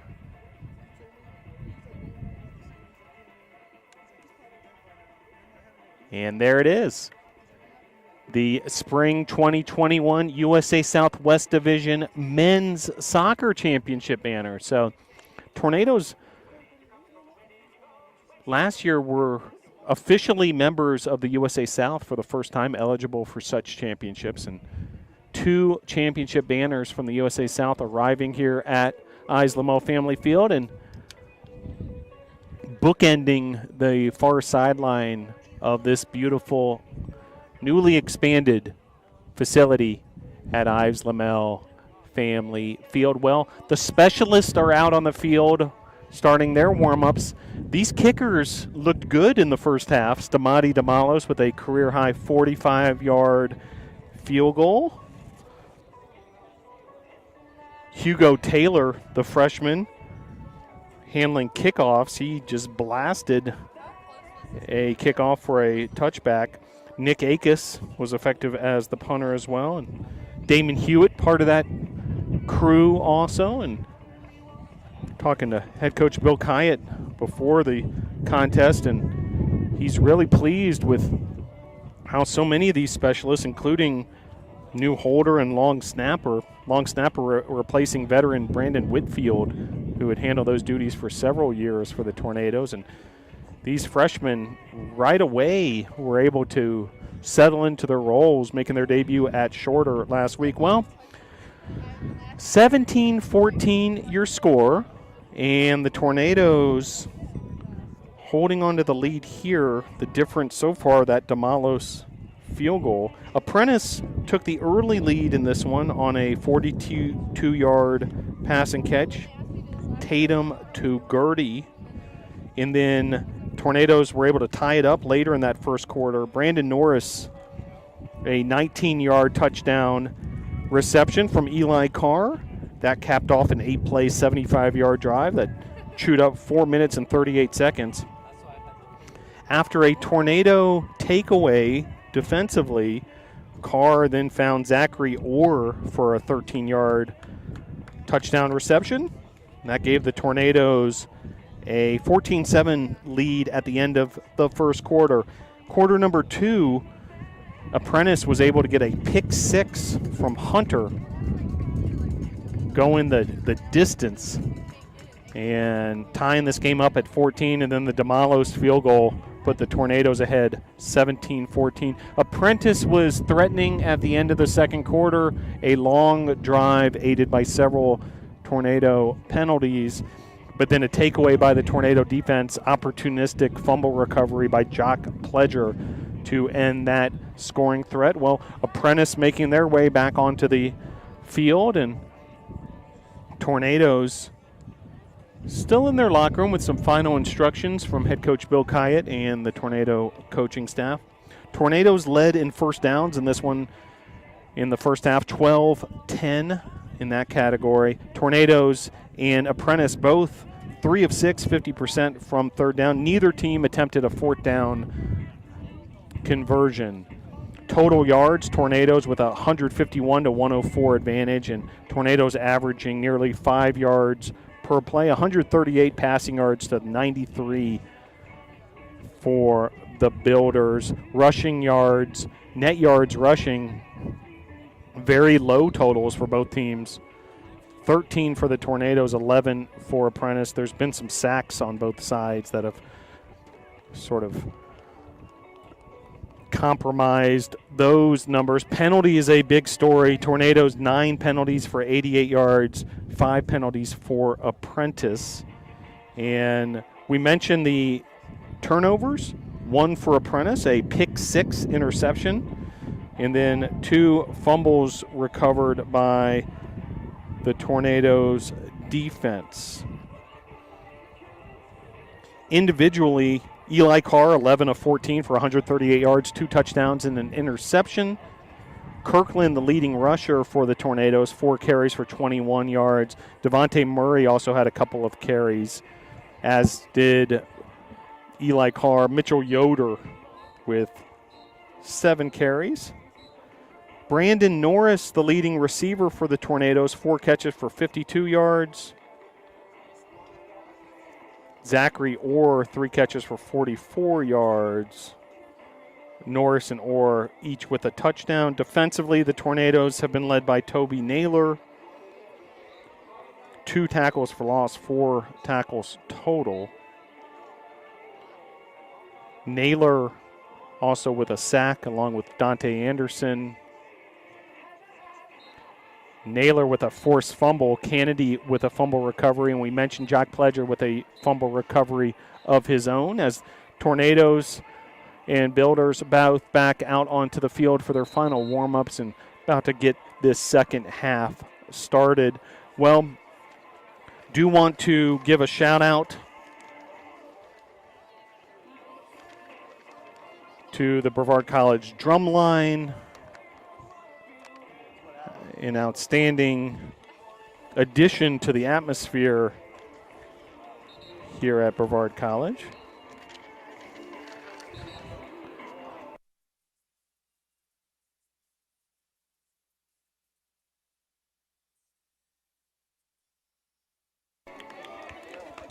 So Brevard College snares Nathan Warner, Arian Ellis, Jamie Gilson. Tenors, Riley Durham, Colton Newman. Cymbals, Jocelyn Mitchell and Savannah Colliver. And the basses, Dawson Williams, Mackenzie Douglas, Grace Vaught, Caitlin Olive, Elijah Bloom. And the director of the drumline, Nathan Tindler. Thank you for all you all do to enhance the environment here at Ives Lamel Family Field. So just about getting set here for start of half number 2. Tornadoes cheerleaders under direction of new head coach Chandler Ryan, assisted by Skylar Nolan, Bethany Bryan, Anna Burnett, Aaron Butts, Maggie Cox, Anna Irvin, Emma Harris, Madison Henson, Amanda Lacey, Kaylin Nemechek, Nisa Rosales, and Starling Stern. Thank you for your spirit in adding to this atmosphere here at Ives Lamel Family Field. So we're underway here as that kick's actually going to skip out of bounds, so a flag, and the Tornadoes will relinquish some field position there. Apprentice will get started at their own 35. 17-14 your score. A penalty-plagued first half. So see if we can add to some of the discipline.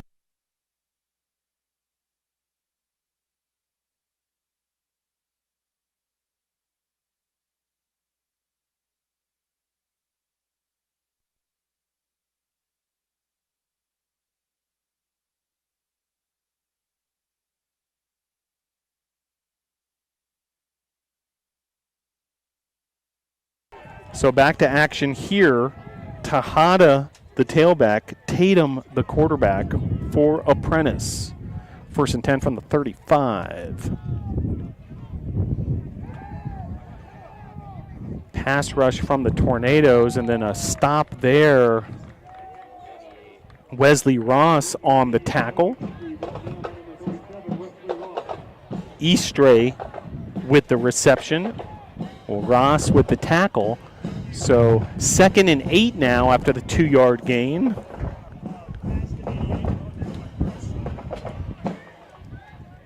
So 1st and 10 from the 37.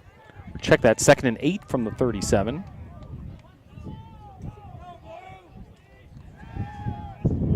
Pass in the flat once again to Eastray. Short of the first down marker, so it's going to be 3rd down. Pledger with the tackle.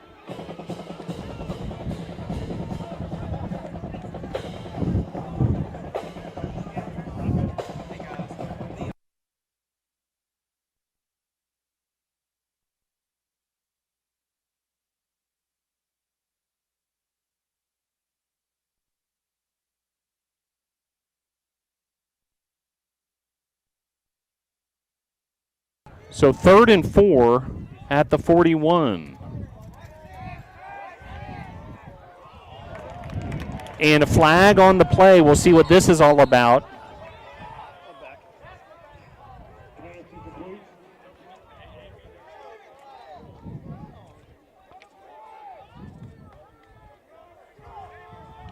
So we'll check the marker here.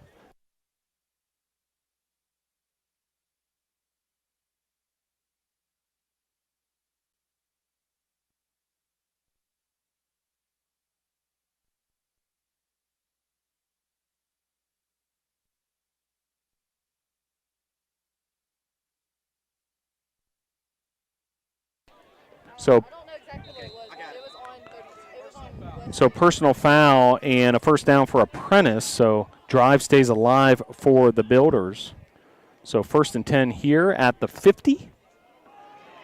Play action fake, and then really well done there.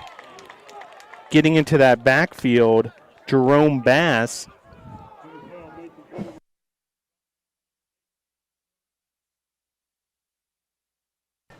So Jerome Bass with the TFL. 2nd and 11 at the 49. Quarter number 3 here at Ives Lamel Family Field. A tight one between the Tornadoes and the Builders. 2 minutes have now elapsed in this 3rd quarter. Tatum with the snap. Passes to Gertie. Gertie then some serious yards after catch. Kennedy ultimately brings him down.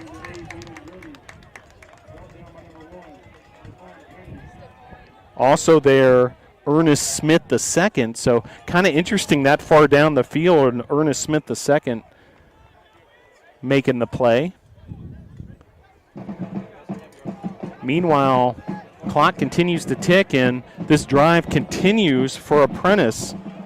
17-14 the score. 1st and 10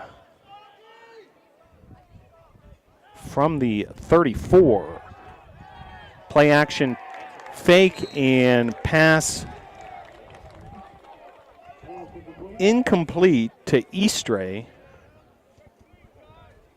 Didn't pick it up. Pick it up. So it'll be 2nd and 10. 2nd and 10 as a different personnel group heads into the defense for the Tornadoes.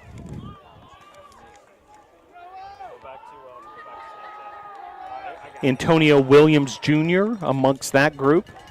Frankie, there's a little button on the bottom left that says DISP, like right near where I put And the snap. Hit that for me.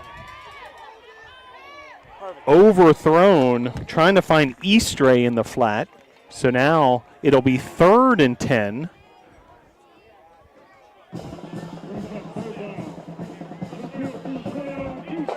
So see what defensive coordinator Luke Jakes dials up on this one, a 3rd and 10 situation. Jared Isaac in that pass rushing position.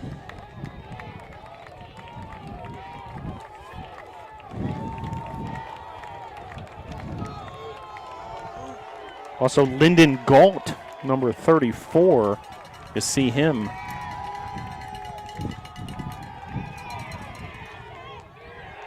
And the Tornado defense is going to make the stop here on 3rd down after a couple of broken tackles, but ultimately brought down there. Tejada trying to make the most of that screen pass. And now decision time for Apprentice. You know, we saw a long field goal from Damalos. This one would be from about 46 yards. Damalos hit a 45-yarder. We're not completely sure as far as the range goes for Morgan, but he's going to try this from 46.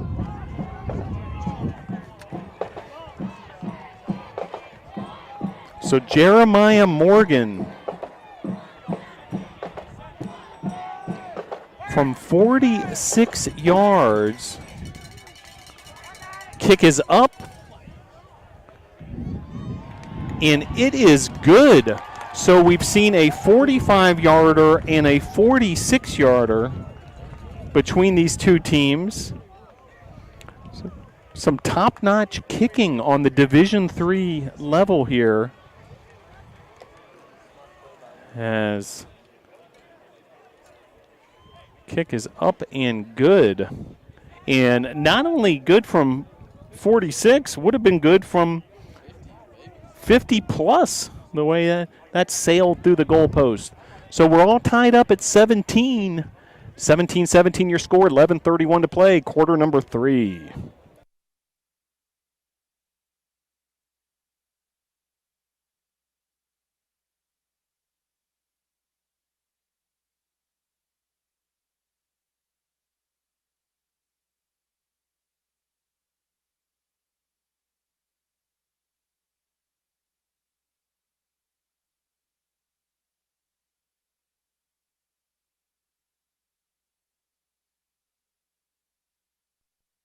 So Marcus Lane, the freshman from Sumter, South Carolina, and Brandon Norris deep for the Tornadoes. And it'll be Lane with the return, and Lane breaks a few tackles and a nifty return there up to about the 39-yard line. So good opening field position for the Tornadoes here in quarter number 3.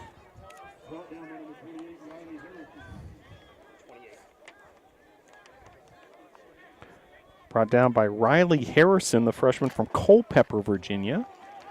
So Eli Carr, the sophomore from A.C. Reynolds High School in nearby Asheville, North Carolina, had a breakout season as a freshman during the spring of 2021.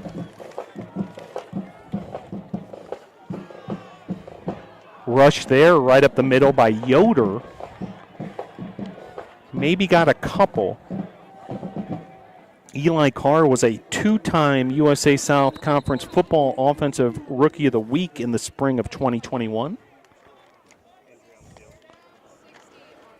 And an injured player on the field, so we'll take a timeout here. Your score, Brevard 17, Apprentice School 17, 11:09 to play, quarter number 3.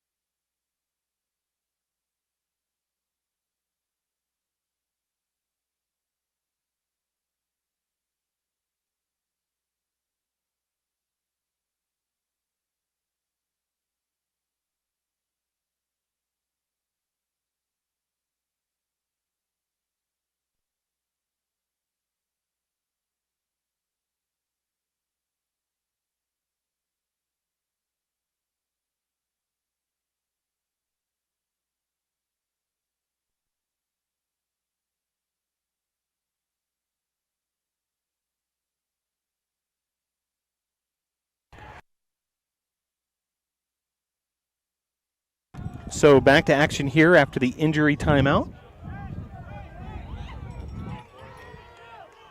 10:45 to play here. Quarter number 3.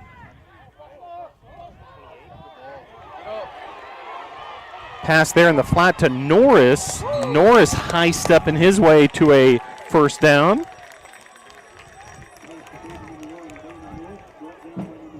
Nice job by the left side of that offensive line as well. Jackson with the tackle for Apprentice. Uninks and Ari Drank up ahead that time to pave the way and create a bunch of open real estate.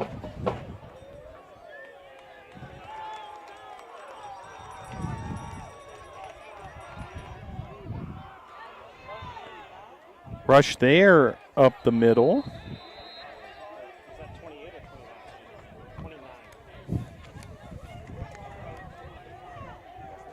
Looked like Madison with the carry that time. Khalil Madison, freshman from Anderson, South Carolina, number 29. 9:35 to play here, quarter number 3.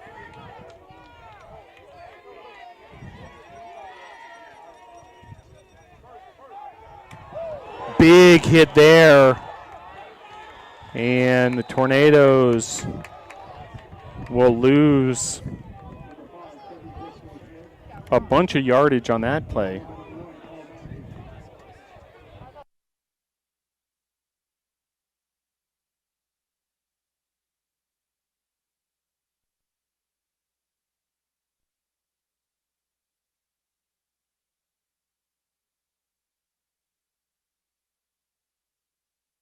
So after the tackle for loss by the Builders,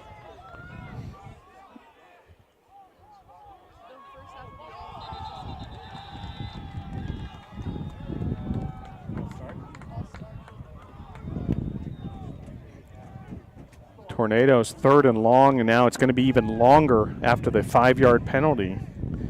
That big hit on that last play, Paul Massey Jr.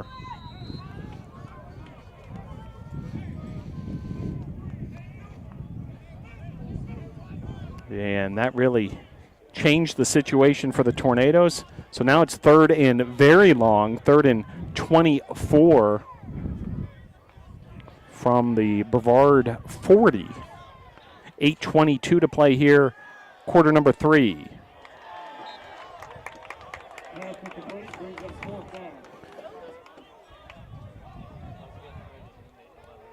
Incomplete pass there, so punting unit onto the field. Nick Akis will do the honors. 8 minutes, 19 seconds to play here, quarter number 3. By the way, folks, stick around. Men's soccer to follow this one versus Swanee at 5 p.m. and then women's soccer at 7:30 p.m. under the lights here at Ives Lamel Family Field. Fair catch made inside the 30-yard line by Gertie, the punt returner for Apprentice. So Apprentice will get things started there. We're all knotted up at 17.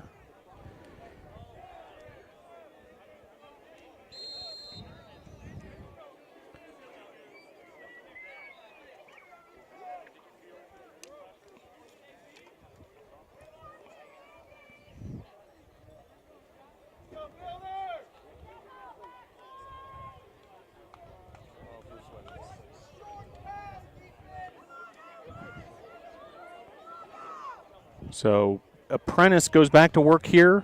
1st and 10 from the 27.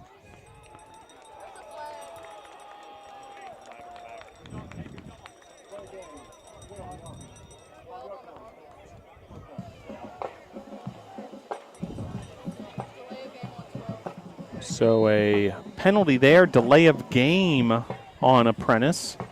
So that'll back them up. So the penalty woes continue for both these squads. 8:09 to play here, quarter number 3. And all over that play defensively, Jerome Bass lassoing in Tejada. Jerome Bass, the senior from Red Springs, North Carolina, Red Springs High School.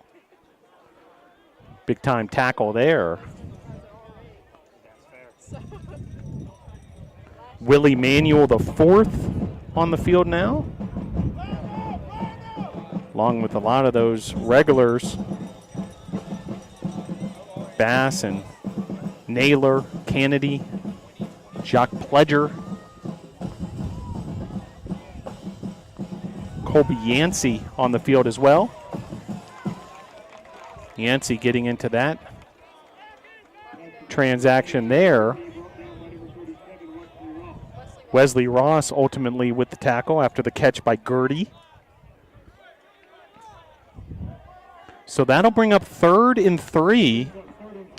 Big 3rd down opportunity for the Tornadoes defense to get off the field, or Apprentice to continue this drive, as we're all knotted up at 17, and you start to feel like every drive is really going to be critical from this point forward.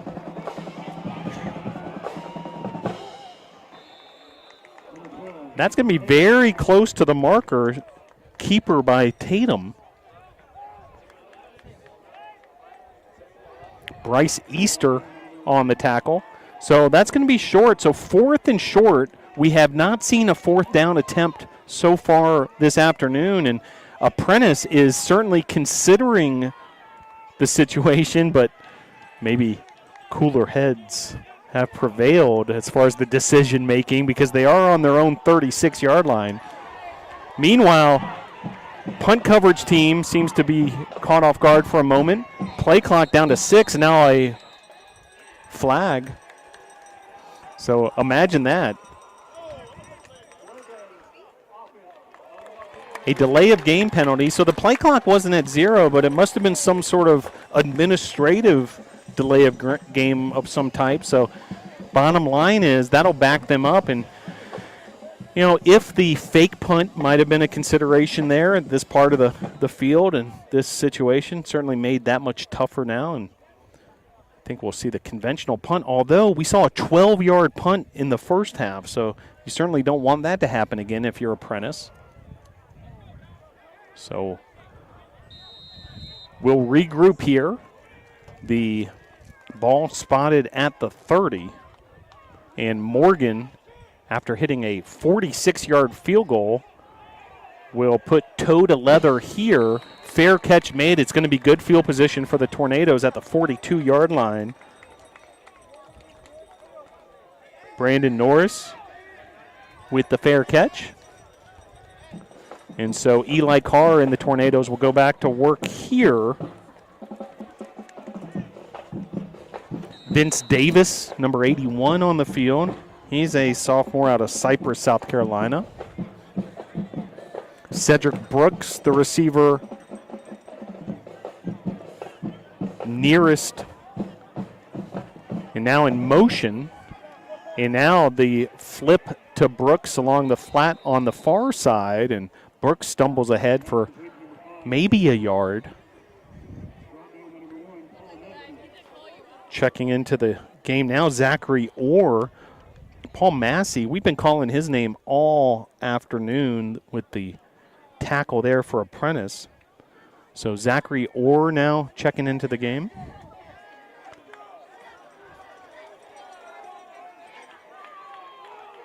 Yeah, a tight formation for the Tornadoes here on 2nd and 10. So Brooks did all he could just to get back to the line of scrimmage on that last play. Carr now under heavy pressure, able to flip that forward to find Dalton Cole, and that actually might even be a loss of one. Heavy pressure from Apprentice.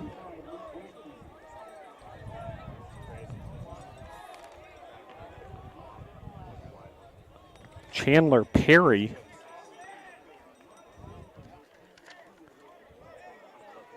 Along with Denzel Porter on that Apprentice defense. 4:50 to play here, quarter number 3. So now 3rd down.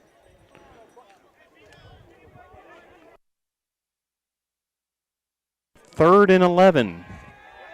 Carr up ahead, and we'll see what the call is here. It's going to be an incomplete pass. Apprentice believed they had a fumble for a moment there. But incomplete the call, and punting team will head out.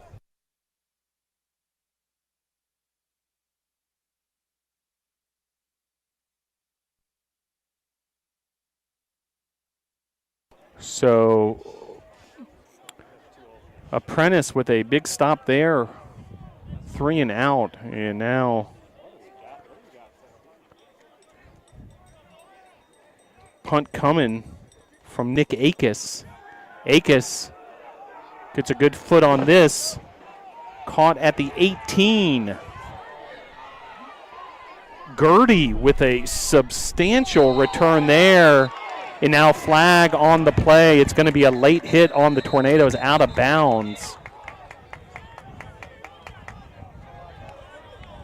So the penalty woes continue.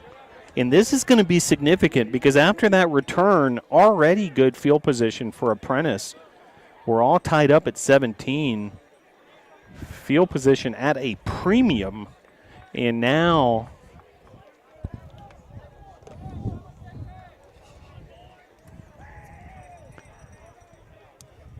Most likely 15 more yards are going to be tacked on here.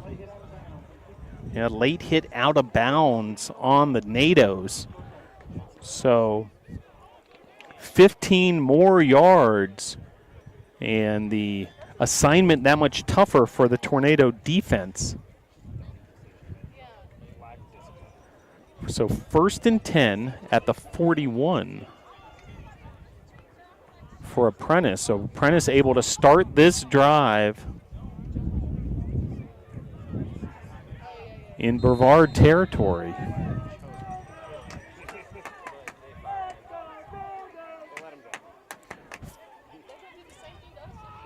First and 10 from the 41. The rush to Tejada up the middle, able to get 2 or 3.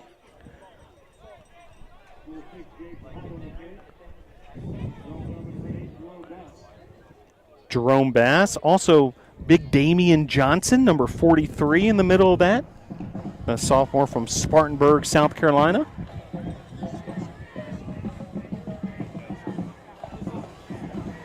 Second and 7 from the 38. 3 minutes, 45 seconds left to play. Quarter number 3, another rush to Tejada, and he's going to get the first down, it appears.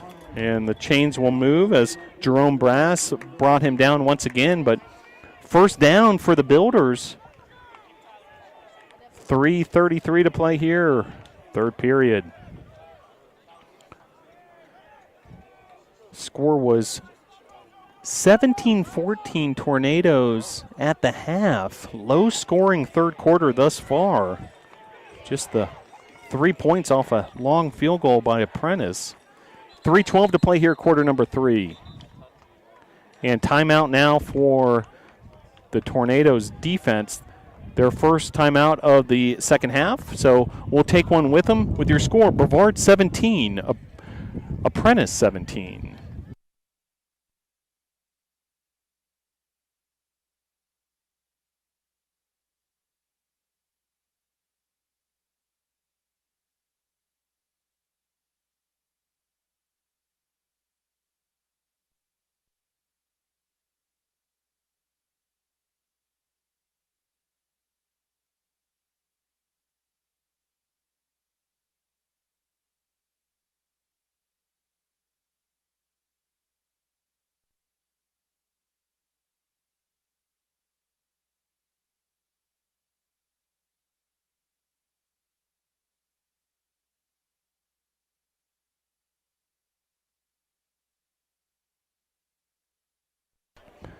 So back to action here at Ives Lamel Family Field. 3:11 to play here. Quarter number 3, all tied up at 17.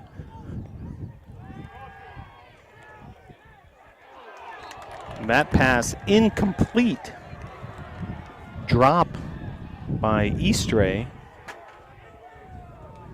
Willie Manuel IV on the coverage for the Tornadoes, and some defensive substitutions now. Lyndon Gaunt checking in, number 34.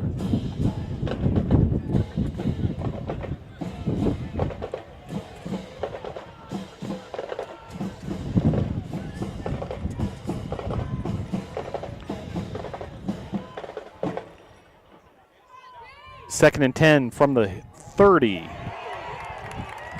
Jerome Bass is having himself an afternoon. Big time solo tackle there. That'll bring up 3rd and long for the Builders.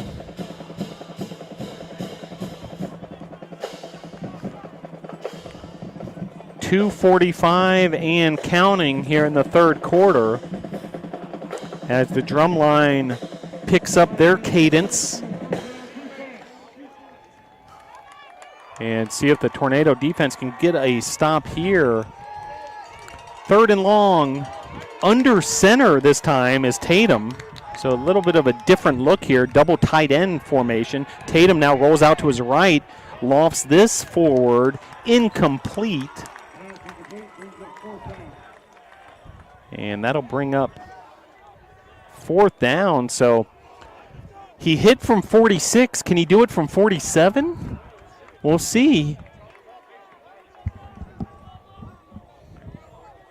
Jeremiah Morgan. We have seen some impressive kicking in this one, and from 47 yards, Morgan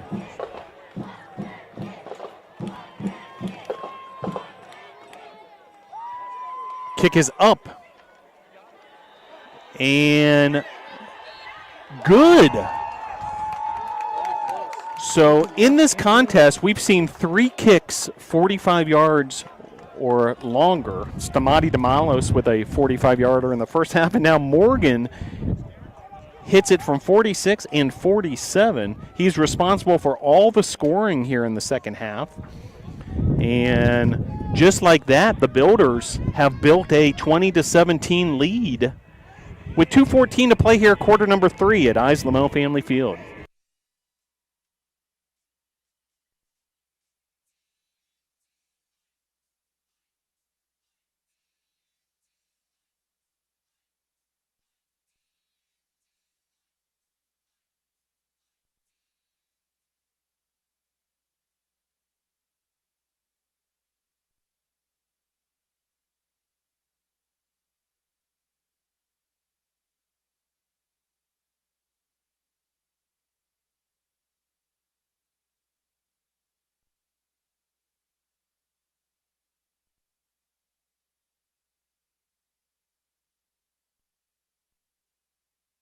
So after the 47-yard field goal by Jeremiah Morgan, he also hit from 46 here in the third quarter. Another kickoff return here for Lane. He's been active in that role for the Tornadoes and unable to get much going there. So Tornadoes will get things started just beyond their own 20-yard line. Jeremiah Morgan, sophomore out of Portsmouth, Virginia.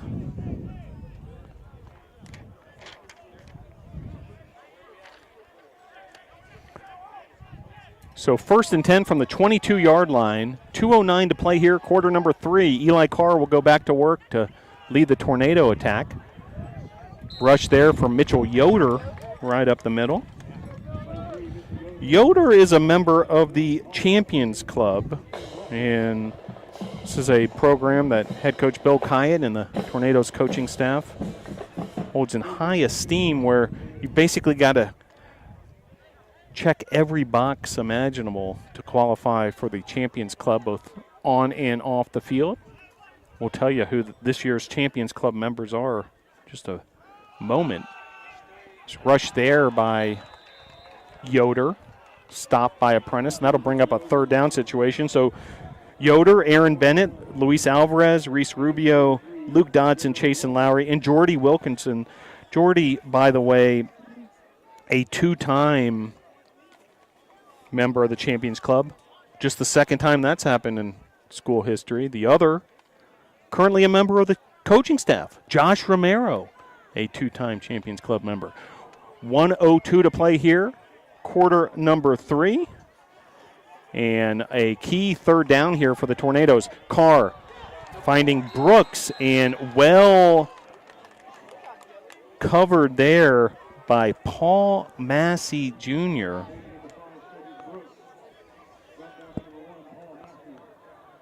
Paul Massey has just been all over the field all afternoon for Apprentice, and Tornadoes have no choice but to send out their punting team this backed up in their own territory.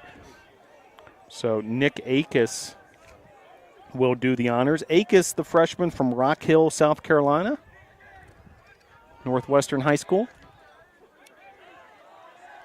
Gertie for Apprentice, freshman from Ashburn, Virginia, deep.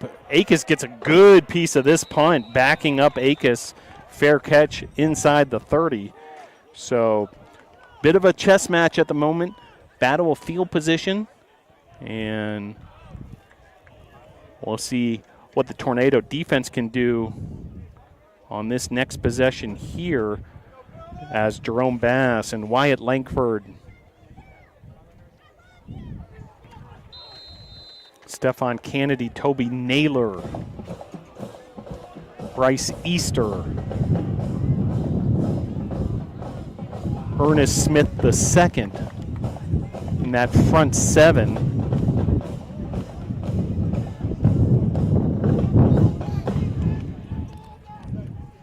What should be the final play of the third quarter, a rush up the middle, and that's going to be a first down for Tejada in the Apprentice offense.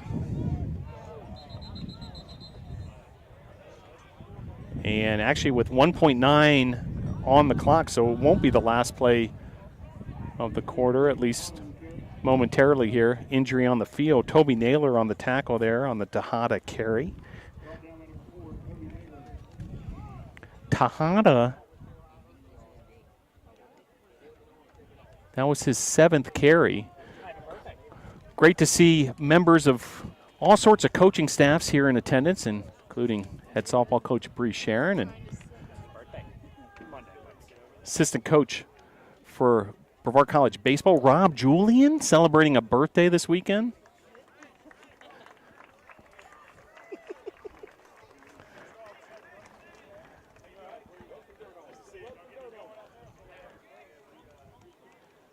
So as we approach the end of the third quarter, a low-scoring quarter, and that will indeed had been the last play of the third. So we'll head to quarter number 4. The four fingers head in the air for members of the Brevard College Tornadoes. See if they can own this fourth quarter and come away with a victory. This game hanging in the balance. Apprentice 20, Brevard 17.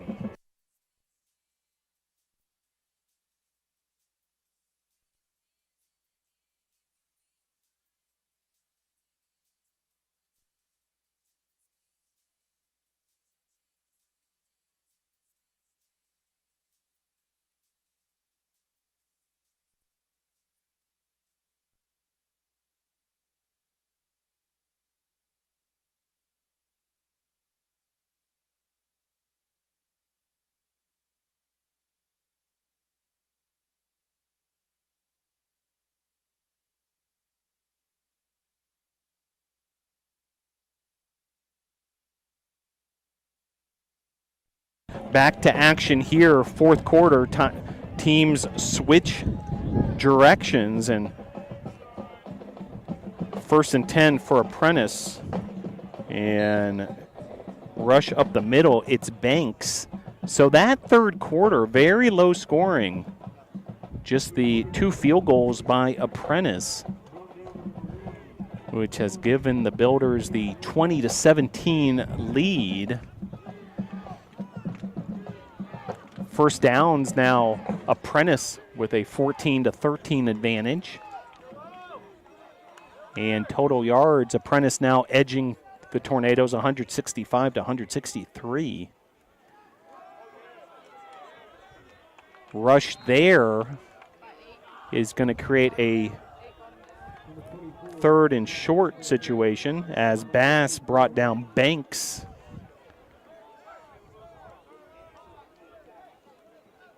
Banks now 5 carries. And Apprentice really trying to get this rushing attack going, not only to try to continue to move the sticks, but also try to continue to move the clock with the 20-17 advantage. This is a key third down here, 3rd and 3 from the 47. Under center is Tatum. And with 1 on the play clock at the very last moment before a delay of game penalty was about to be enforced, a timeout by the Builders. We'll take it with them with 13:38 to play. Apprentice 20, Brevard 17 from Ives Lamel Family Field.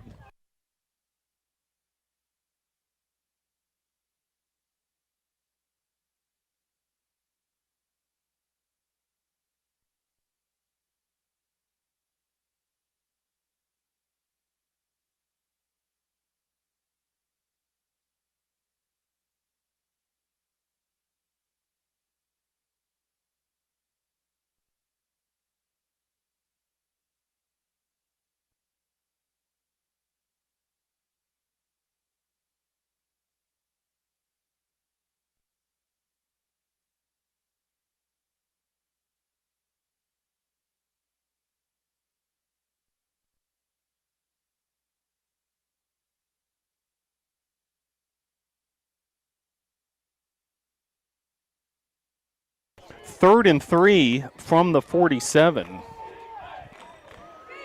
after the Apprentice timeout. Handoff to Banks.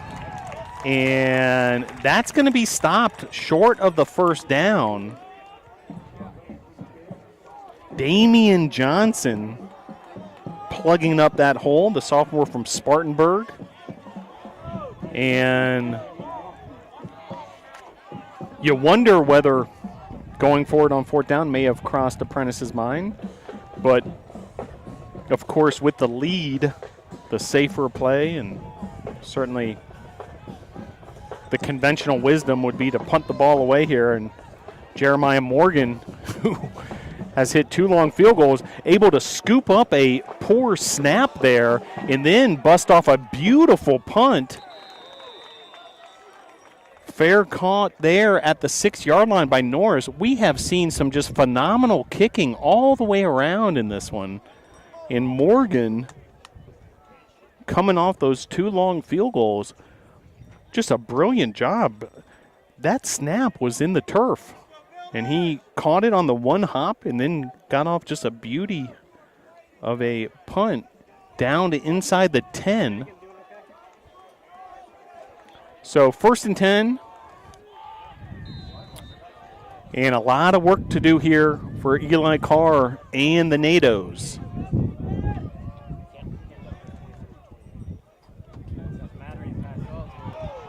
Pass into the flat here, and a 1st down for the Tornadoes. Zachary Orr, he was very active way back in that 1st quarter, including a touchdown catch. And Orr now with his 4th catch.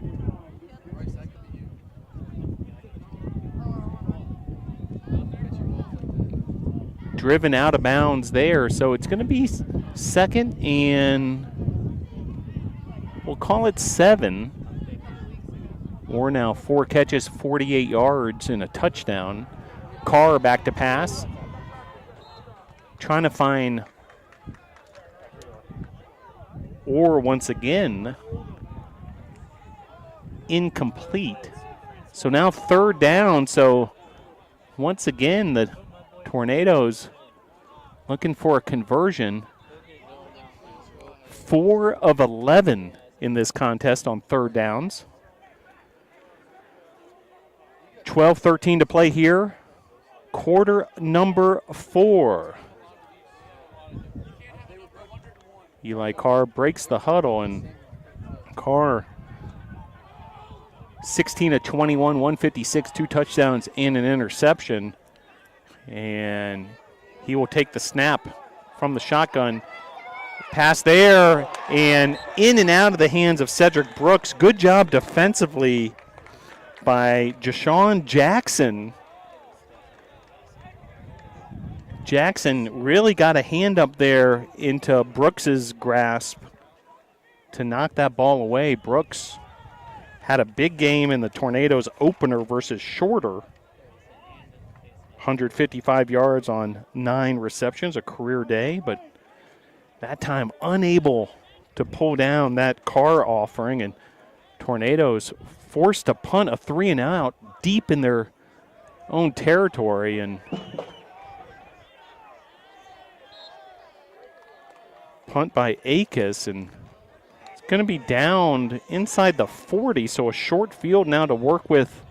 And the field position's been completely flipped in the meantime. And Apprentice will start this drive with their best field position of the afternoon for a start.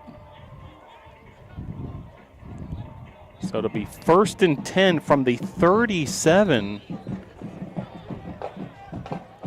for Mason Tatum and the Apprentice Builders. Handoff there to Tejada. And good job by the Tornadoes to stop that rushing attempt.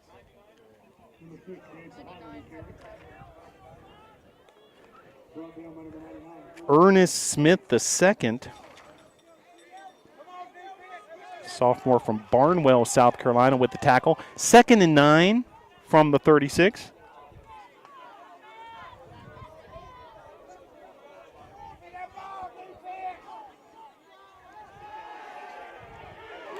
And up high with the swat there.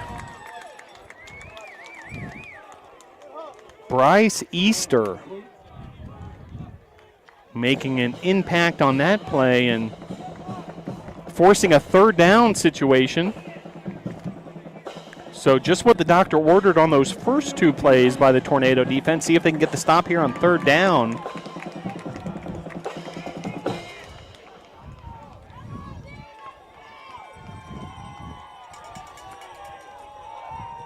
Tatum in the shotgun for Apprentice.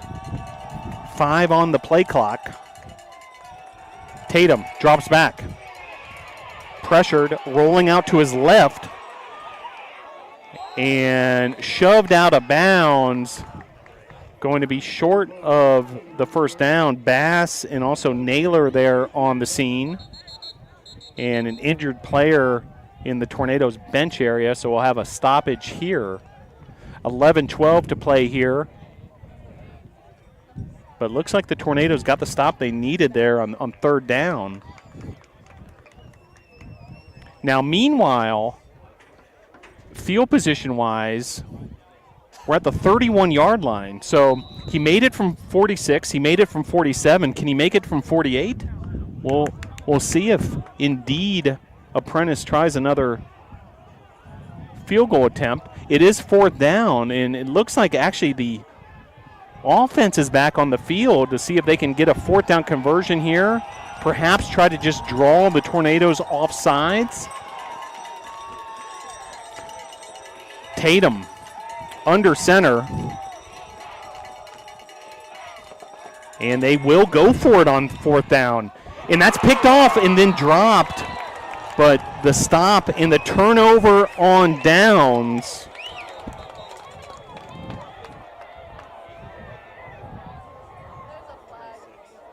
Taylor Willis on the case, the sophomore from Northport, Florida. Flag on the field, so we'll get this sorted out. And it's going to be a late hit, roughing the passer on the Tornado. So tough break after what should have been a turnover on downs on the 4th down stop. 1st down for Apprentice. And this one's a killer, because at this juncture of the game, the Tornadoes desperately needed to regain possession there. They had the stop, and now Apprentice not only continues their drive, but field position inching closer to the end zone. The job just got that much tougher for the Tornadoes defense. First and 10 from the 16. Tatum dropping back. Tornadoes defense all over that play. Sack there. Trey Williams. You could see the pep in his step after the sophomore from Gwinnett County, Georgia, Archer High School, comes up with a sack, and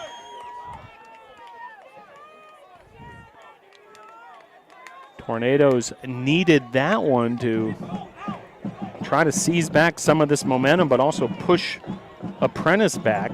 Want to keep this a one-score ball game if at all possible. 20-17, Builders on top. 9:50 to play, quarter number 4.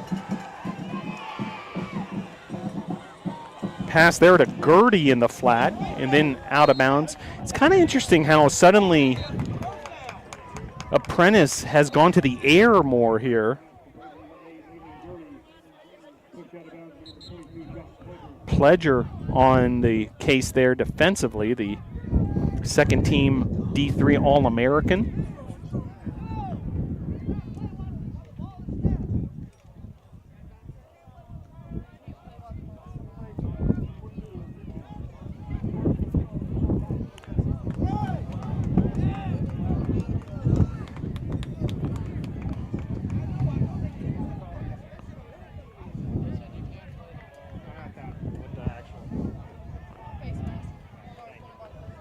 So another penalty on Brevard College. So this is another painful one to absorb. So it'll be 1st and 10 from the 11.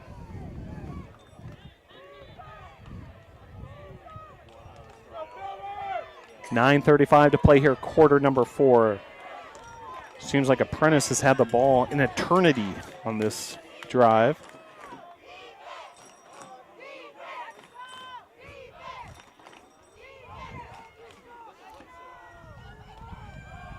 Power formation, and Tejada with the carry up the middle. Gain of 2, maybe 3. Ernest Smith the second with another stop. Seen Smith the second and Trey Williams, Jerome Bass, Wyatt Langford, the big men up front making an impact this afternoon for the Tornadoes.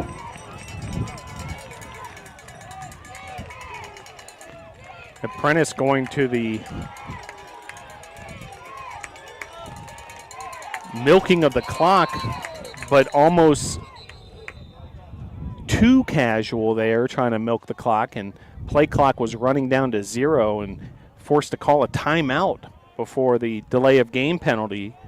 So with 8:31 to play here, quarter number 4, Apprentice 20, Brevard 17.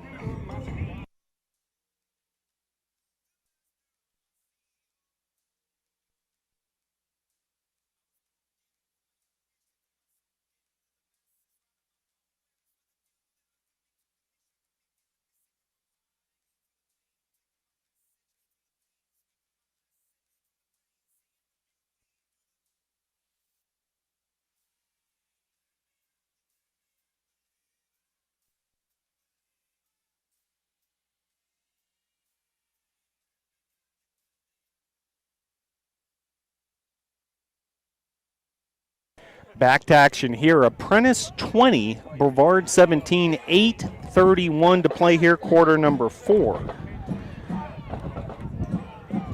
Penalties have been a killer for the Tornadoes. 14 penalties for 144 yards, and Apprentice has benefited from a couple of them on this drive, and Builders not only trying to build on their lead, but also milk the clock here. Tornadoes trying to get a stop and keep this a one-score ball game. Toby Naylor making the tackle on Tejada that time. Clock continues to turn. Naylor, the junior from Southampton, England. Want to say hello to our friends on the other side of the pond who may be tuning in for this one? No, Toby Naylor has a lot of support there in England, and we appreciate you all following his career here at Brevard College. 7:55 to play here, quarter number 4. Big third down opportunity for the Tornado defense.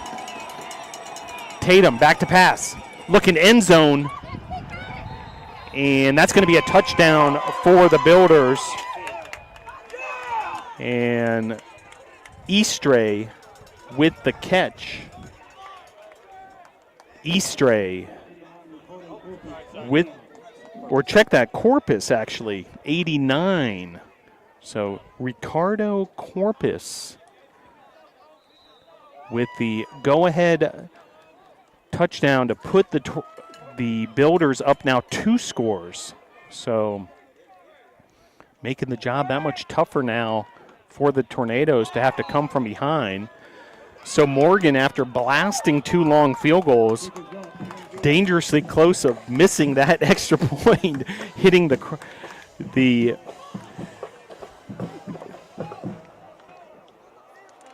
post, but he ricochets it in, and the Builders now with a 27-17 lead. And Tornadoes 2 scores the deficit. 7:45 to play here, quarter number 4.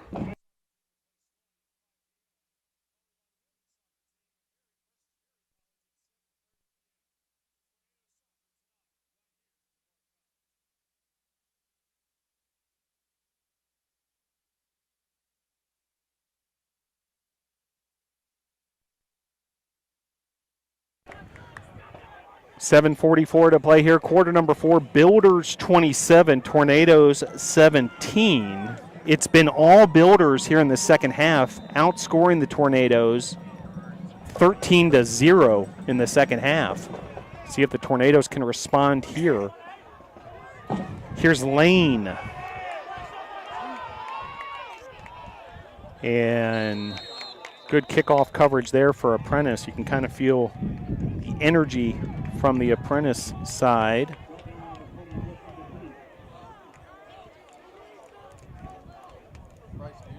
That last drive, hard to stomach for the Tornadoes. They had a stop, a turnover on downs, stopping Apprentice on 4th down and negated by a penalty. Another penalty gave Apprentice even better field position, and then the touchdown pass to Corpus.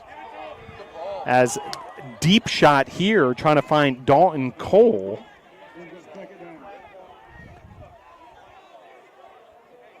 And just out past the outstretched arms of Cole. Carr with the deep shot down the near sidelines. 2nd and 10 from the 23.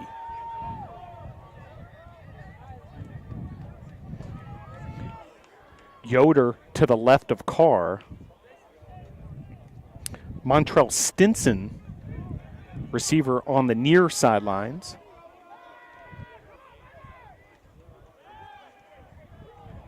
Carr uses his underneath receiver. Tight end Jaden O'Leary for a short gain. That'll bring up 3rd down. 7:10 to play here. Quarter number 4.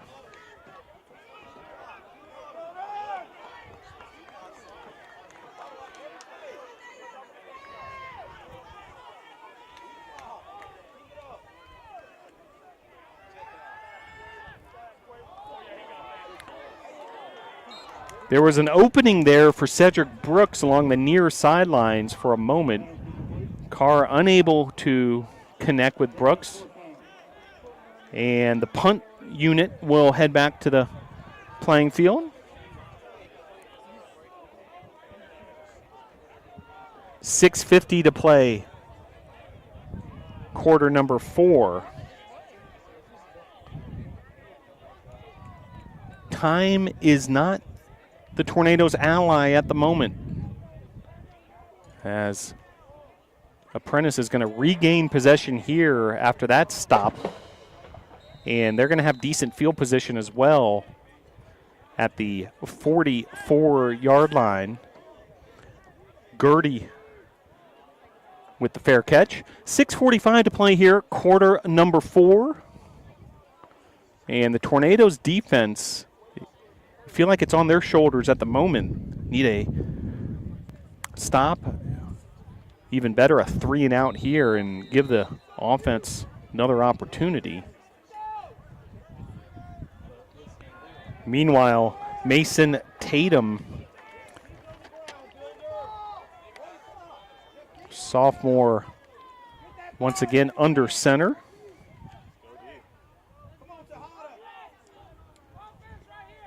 Handoff to Tejada. We've seen a lot of Tejada here in this second half in particular.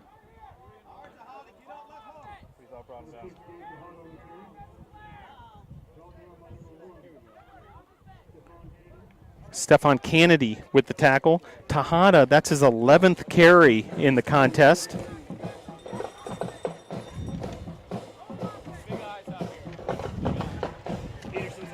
And meanwhile, clock continues to tick. We're heading towards the 6-minute mark.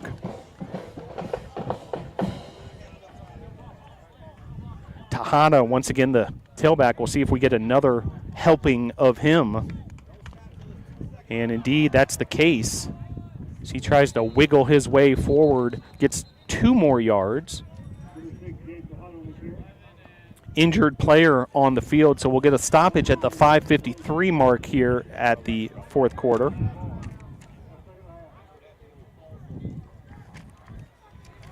tackle there by number 11, Bryce Easter of the Tornadoes. And injured player on the field. 5:53 to play here, quarter number 4. Well, Tornadoes will continue their fall 2021 schedule with the USA South Conference opener at North Carolina Wesleyan next week. That's a noon start at NC Wesleyan. Then a game that a lot of people have had the bullseye on all off season. September 25th versus Huntington, a 1 p.m. start. Huntington shared that West Division championship that we saw the banner revealed earlier with Brevard, and certainly that'll be a big one. At Greensboro on October the 2nd, and then homecoming on October the 9th. Be sure to make your homecoming plans to come on back to Brevard College. We'll also be inducting the latest members of the Athletics Hall of Fame. At LaGrange on October the 16th, home against the newest member of the USA South Conference, Southern Virginia, on October the 23rd, at Methodist on October the 30th, and then home against Averett Senior Day, November 13th. BCTornadoes.com is where you'll find all the schedules, news, rosters, and information. Stick around after this one here on the YouTube channel. We'll be bringing you soccer. Men's soccer at 5 p.m. versus Swanee. Women's soccer at 7:30 versus Barry. So a triple header here at Ives Lamel Family Field. I know a bunch of our audience will be sticking around for the triple header.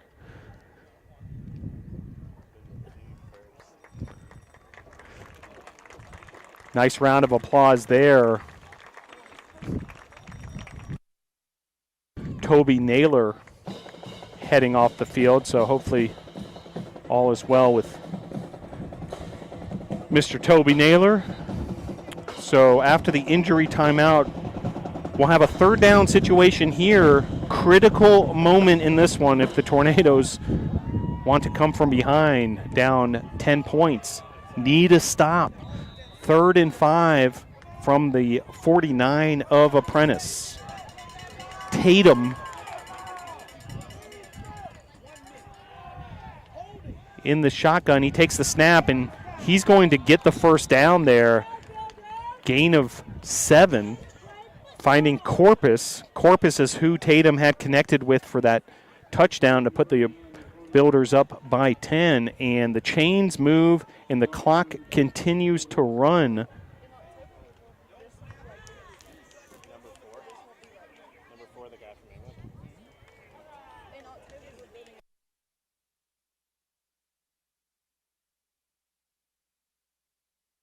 5:20 to play here.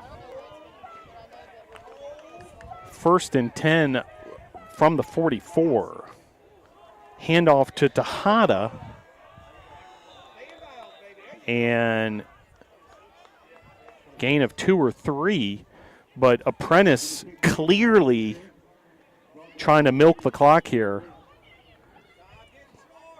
Continuing to pound the rock and see if they can bleed this clock. Tornadoes either need a stop, a takeaway, desperately need the ball back in their hands. They want to come back here.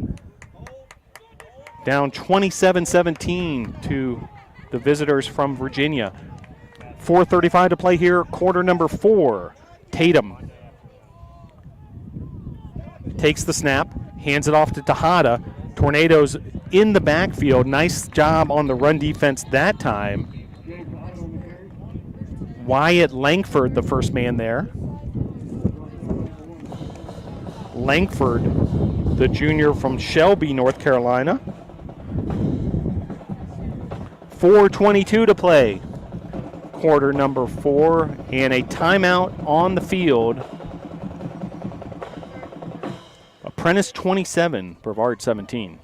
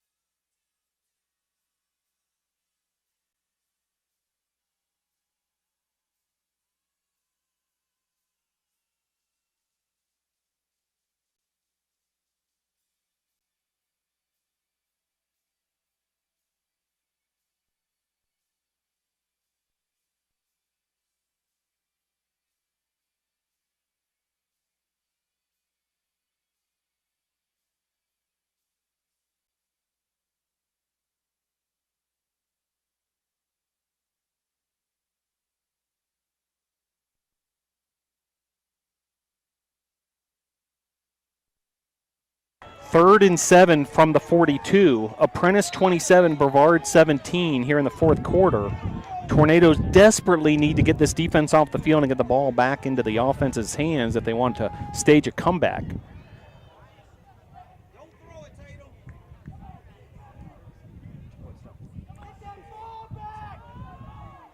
And the snap. Collision in the backfield between and then intercepted by Jerome Bass. Jerome Bass on the move. Jerome Bass, the big man, with the touchdown. A pick six by the defensive lineman, Jerome Bass, the most unlikely of results. Unbelievable.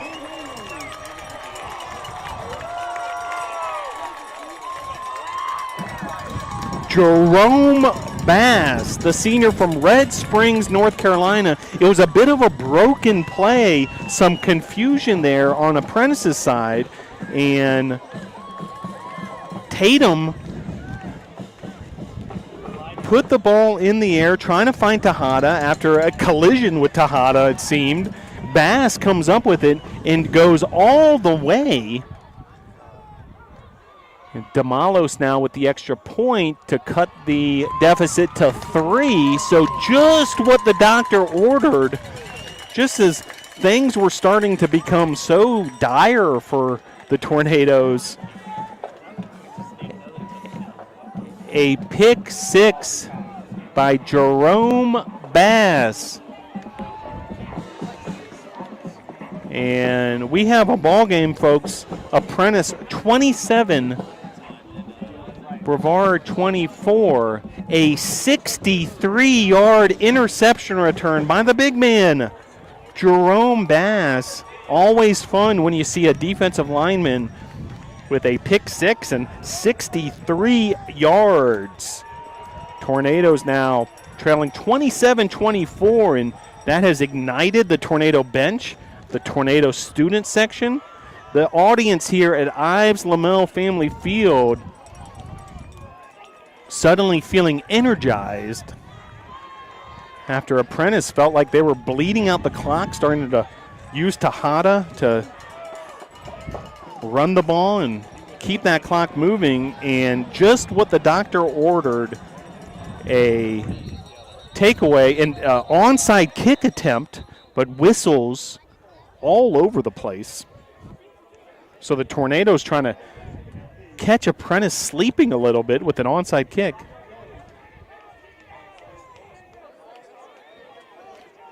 But it's going to be a penalty on the Tornadoes, seemingly.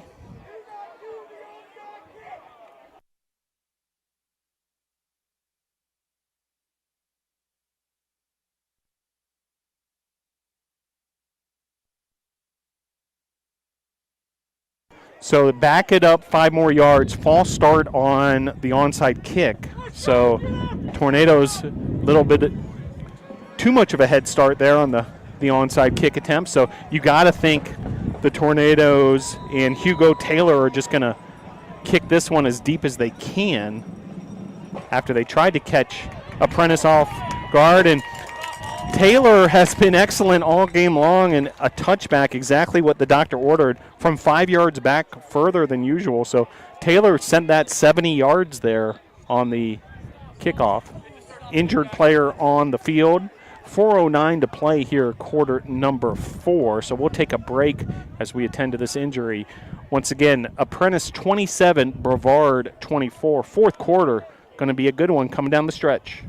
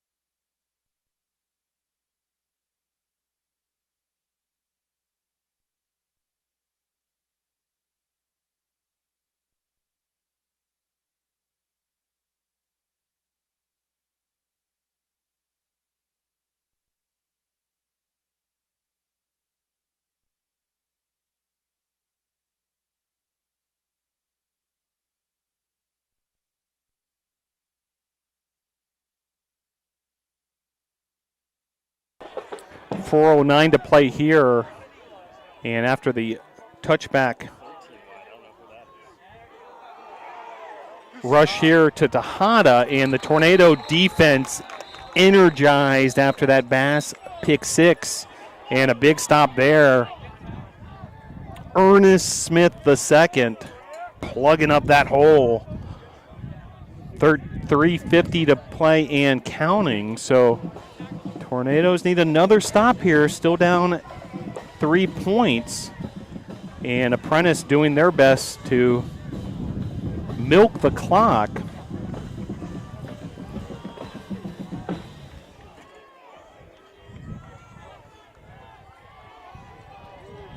.325 to play and counting. Play clock down to 8. Who else but Tejada? And once again, the Tornado front seven all over that running play.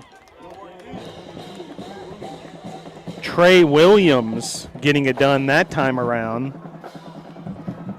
Sophomore from Gwinnett County, just outside of Atlanta. 2:53 to play, quarter number 4. You can hear the bells ringing here at Lamel Family Field. The crowd trying to root on their Tornadoes. 2:40 to play, third down.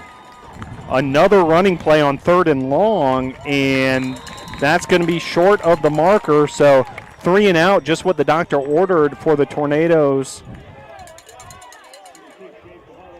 And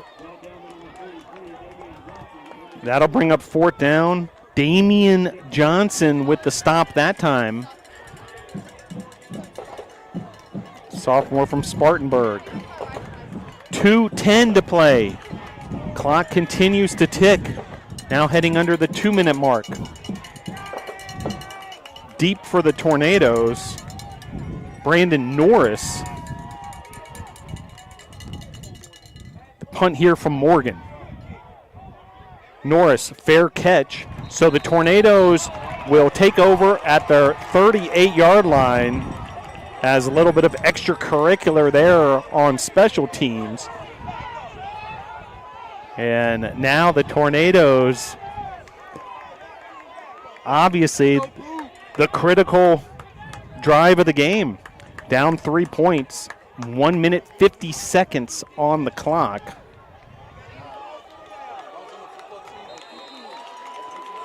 And Eli Carr and the Tornadoes will go to work here. 1st and 10 from the 38. Carr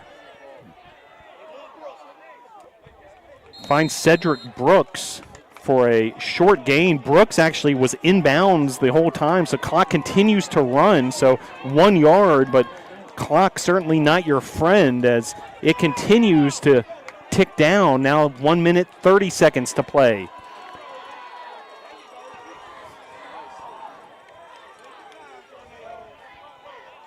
And the snap, Eli Carr finding Brooks once again. Brooks on the move. Nice little slant there, and then Carr finds Brooks, and Tornadoes into Builders territory.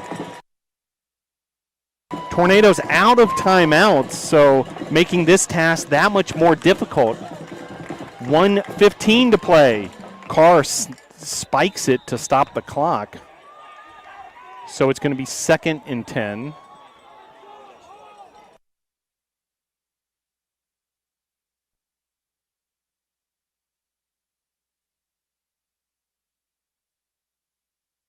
So 2nd and 10 now. Now, worth noting, Stamati DeMalos hit a 45-yard field goal earlier. We've seen 3 45-plus field goals in this game. So a long field goal to tie it is not out of the question. 2nd and 10 for Eli Carr and the Tornadoes. Carr tries to find Brandon Norris, broken up there. Christian Walker there defensively for the Builders. So now 3rd and 10.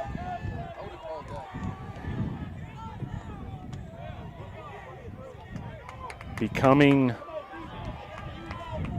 that much more of a nervous situation for NATO Nation here, down 27-23. The snap, Carr able to handle a missed snap, and now going with a deep shot just over the outstretched arms of Dalton Cole. That would have created tremors throughout Transylvania County had Carr hit Cole on that deep shot. But now, 4th and 10, the game hangs in the balance here. Apprentice 27, Brevard 24. Zachary Orr out left. Brooks split out right. Carr incomplete. Flag on the play. A late flag arrives, and we'll see if that was indeed pass interference. Apprentice was already celebrating, and then the flag came.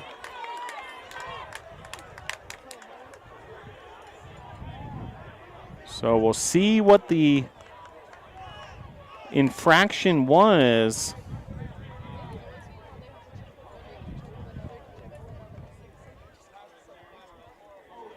Defensive holding, so it's going to be first down Tornadoes, and NATO Nation feeling a sigh of relief as this drive in this game is still hanging in the balance. Under a minute to play now. 27-24, Builders on top. Eli Carr will go back to work. Cedric Brooks split out left. Dalton Cole split out right. Zachary Orr in motion in the slot now to the left. Carr drops back. Finds Zachary Orr in the flat. Well covered by Harris. Big hit there by Harris on Orr. Incomplete. You know, sometimes the incomplete isn't the worst thing on 1st and 10 when the clock is your enemy like this. That would have been a short game. The clock would have kept on running. You're out of timeout, so might be a blessing in disguise that was actually an incomplete pass. So meanwhile, 2nd and 10 here from the 28, 27-24, Builders on top of the Tornadoes. Cole split out left.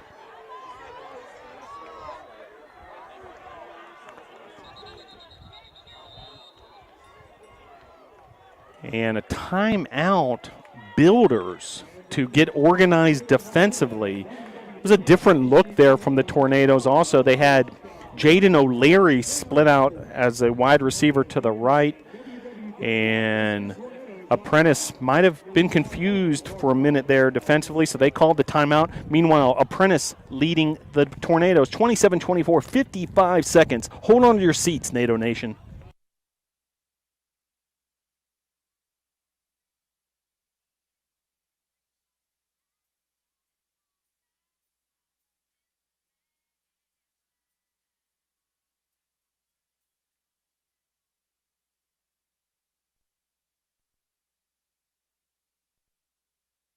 So now both teams out of timeouts. 27-24, Apprentice on top of the host Brevard College. 2nd and 10 from the 28.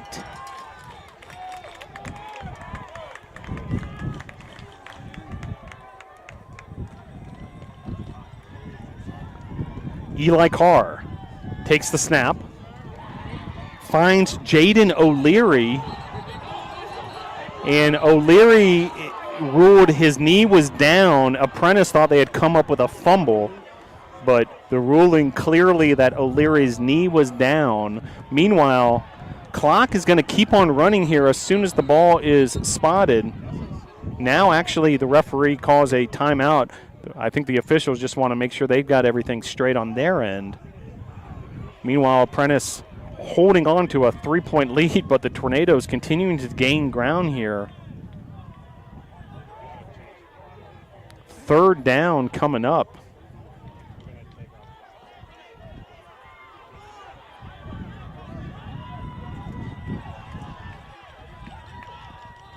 So O'Leary split out right.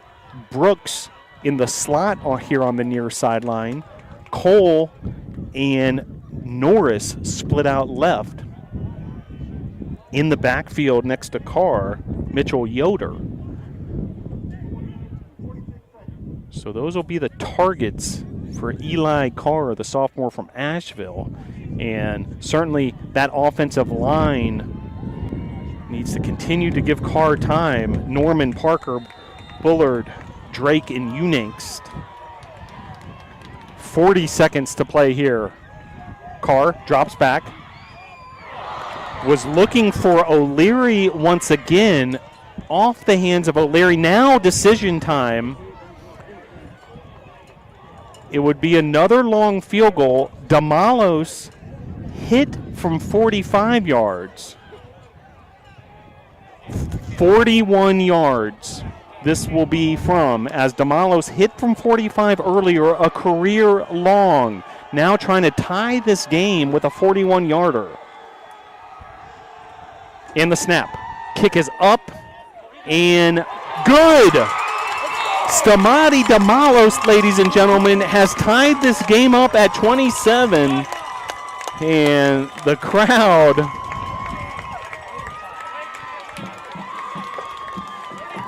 absolutely feeling it here at Ives Lamel Family Field. Stamati Damalos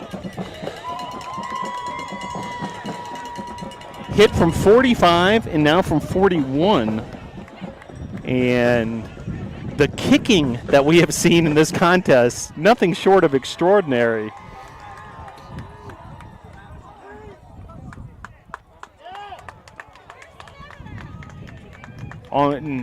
Just to put this in perspective, I can't imagine too many games on the Division III level where there was 4 field goals for over 40 yards, 3 of them over 45 yards, and certainly coming at key moments as well, like that field goal from 41 from Damalos. And meanwhile, Hugo Taylor, who is going to handle the kickoff here, has been sensational as well. A couple of touchbacks. What a ball game here at Ives Lamel Family Field. 27-27 your score. And the kick from the 4.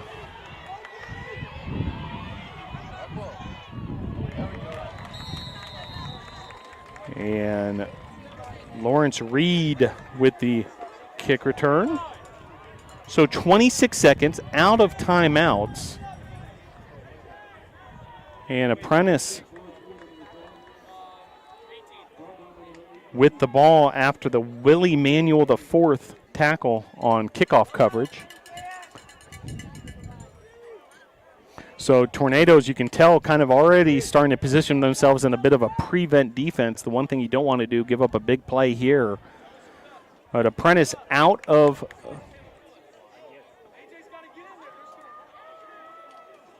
timeout. So Apprentice looks like they're going to take a knee, actually, and they're going to take their chances in overtime. So we're heading to overtime, the first ever overtime game here at Ives Lamel Family Field in the short history of college football here at Brevard College. And this will be certainly compelling as we head towards overtime. 27-27 at the end of regulation. Tornadoes and Builders, we're heading to OT at Ives Lamel Family Field.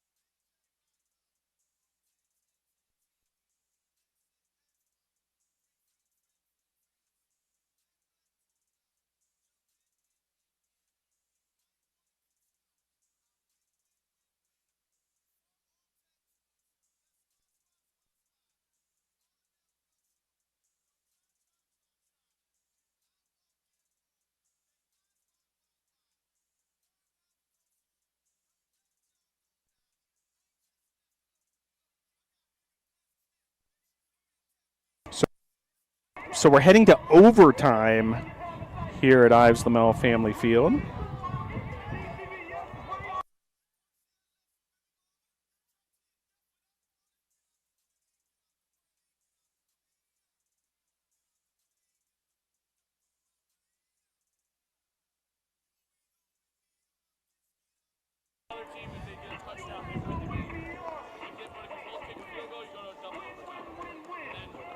So heading to overtime, a thriller after the Stamati Damalos field goal tied this one up.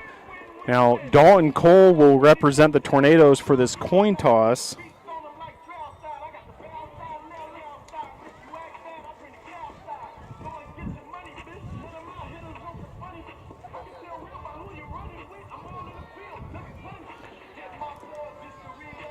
Overtime. So this will be compelling here at Ives Lamel Family Field.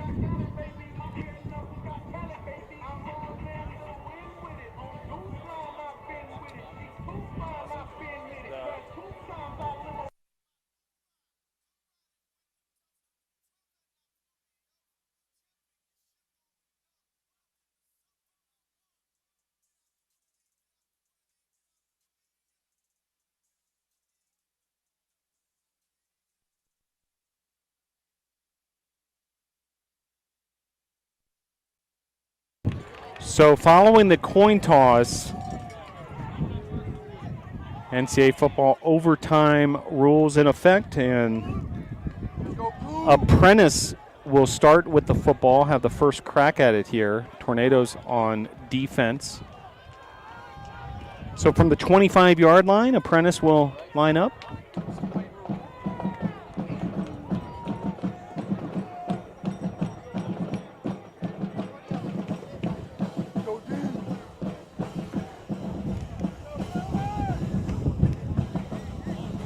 So for those not familiar with overtime rules in college football these days, also was once known as the Kansas City tiebreaker, where each team will get a possession starting at the 25-yard line. First play there, incomplete. Nice pressure there from Stefan Kennedy, making things difficult on Tatum. Trying to find Gertie on that one. Kennedy limps off the field into the game, and now defensively Willie Manuel the fourth, amongst others. Bryce Easter heading onto the field. Antonio Williams the junior, so a different package for the Tornadoes. Now 2nd and 10. So each team will have a possession until one team comes out ahead. Nice stop there. Tyler Harrison with a good open field tackle. Now an injury on the field, so a stoppage.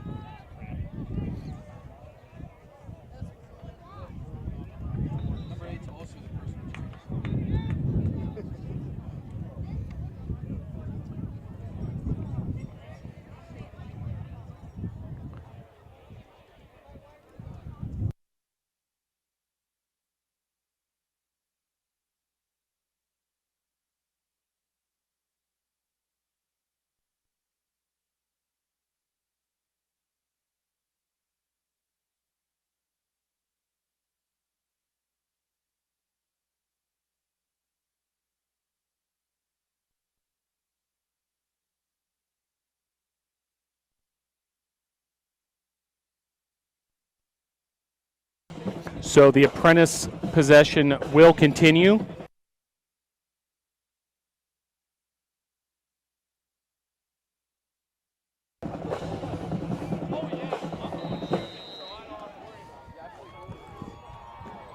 After an incomplete pass and then a 5-yard rush by Tejada. It's 3rd and 5 here.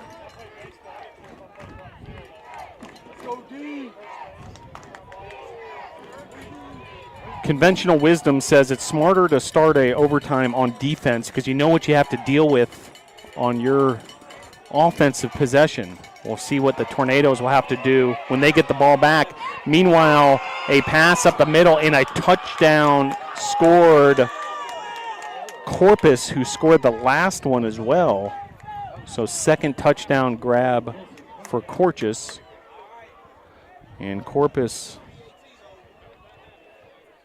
gives the Builders a 6-point lead, and now extra point coming. These extra points critical in the overtime format.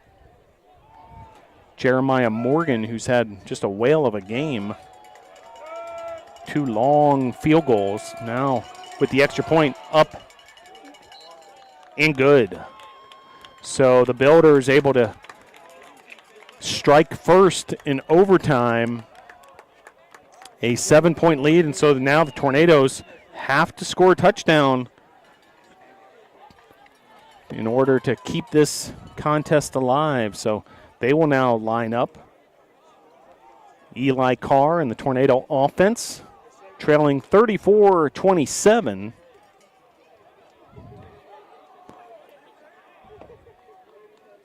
Big time third down strike. Tatum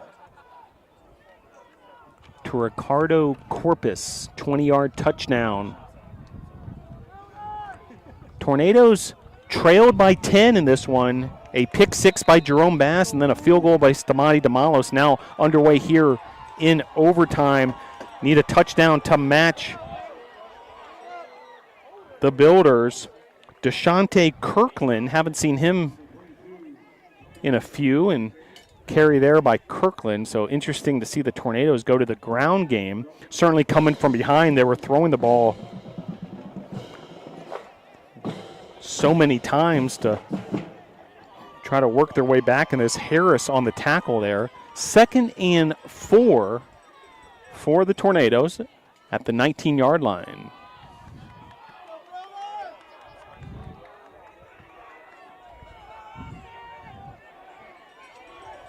Carr. Pitch to Kirkland. Kirkland is tackled in the backfield. Big time play there. Christian Walker.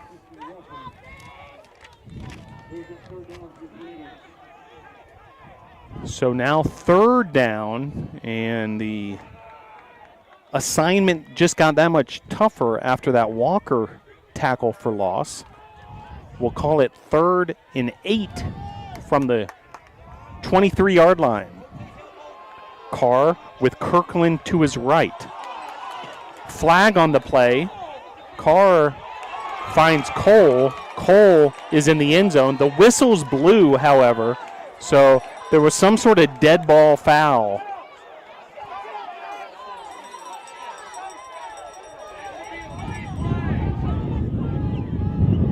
Tornadoes, with their arms up, want the touchdown, but clearly the whistle was blown.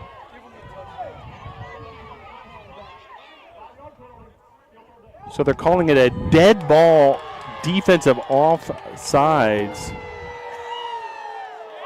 So oftentimes defensive offsides, you know, they would let the play go and see what would happen, you know, with the opportunity to decline the penalty, but the whistles blew as soon as they had seen that offsides occur. Meanwhile, checking into the game, Vince Davis at the tight end position.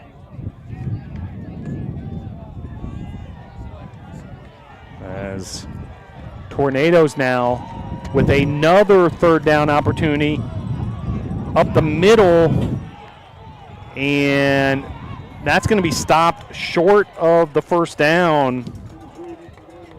Yoder with the carry and snuffed out by Gibson amongst others for the Builders. So 4th and 2. Ball game hanging in the balance. Tornadoes need a touchdown on this possession to force a second overtime. Meanwhile, 4th down, and Apprentice can win the game right here with a stop. A timeout on the field. Apprentice, their coaching staff, saw something defensively that they felt like they needed to regroup on. And so everyone hang tight 4th and 2 coming up. Apprentice with the 7-point lead, overtime number 1.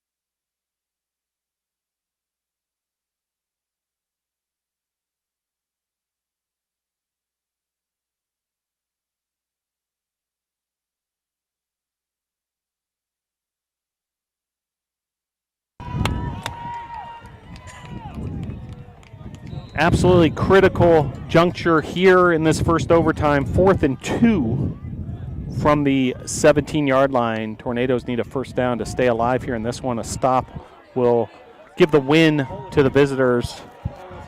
Apprentice. Cole in the quarterback spot. Direct snap to Cole. Cole tries to keep it alive just by throwing the ball up, rugby style. And Apprentice is going to get the stop and the victory here in overtime.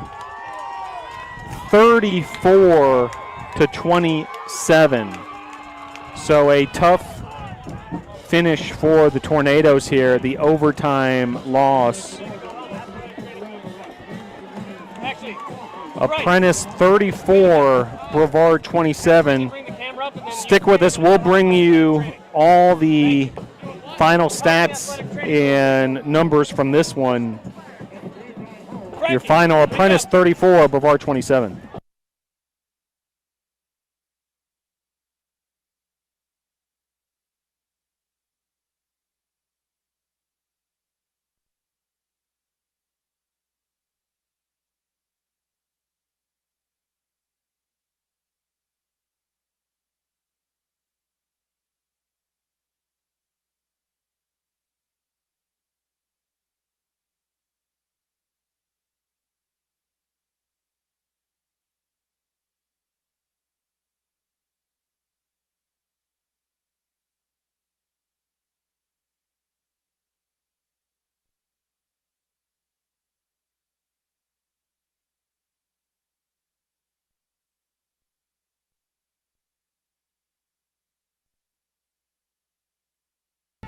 Back here at Ives Lamel Family Field, where you just witnessed first overtime contest in Division III Brevard College play. 34-27, Apprentice defeats Brevard.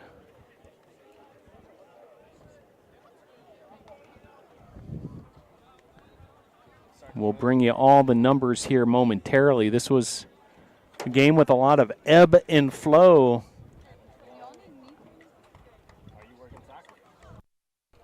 So Apprentice took the early lead back in the first quarter, a 7-0 lead by Apprentice on the Gertie touchdown catch from Tatum. Tornadoes then tied up this game 7-7 in the first quarter. Norris, the 19-yard TD reception from Eli Carr, capping off a 8-play, 75-yard drive. Zachary Orr then had a touchdown catch from Carr. Quick strike after a Tornado takeaway. Apprentice tied the game on a 88-yard interception return by Hunter. And then late in the second quarter, career-long 45-yard field goal by Stamati Damalos. Brevard taking a 17-14 lead into intermission. Apprentice then scored 13 straight points, back-to-back field goals by Morgan, 46 and 47 yards, respectively. And then Corpus, a 9-yard TD pass with 7:44 to play in the fourth quarter from Tatum to give the Builders a 10-point lead. 27-17 was the score, and things looked pretty dire for the Tornadoes until a 63-yard pick-six interception return by Jerome Bass. That cut the deficit to 27-24. Tornadoes able to get one more opportunity at the end of the fourth quarter, and then with 32 seconds left, Stamati Damalos with a clutch 41-yard field goal to tie this game at 27 and send it into overtime. Apprentice then able to score a touchdown in overtime and then get a stop on Brevard's.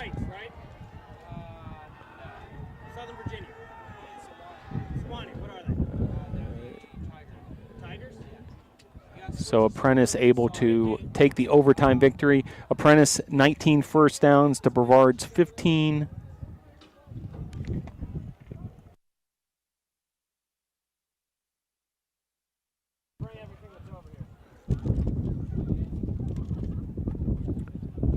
Apprentice able to hit on 7 of 17 third downs.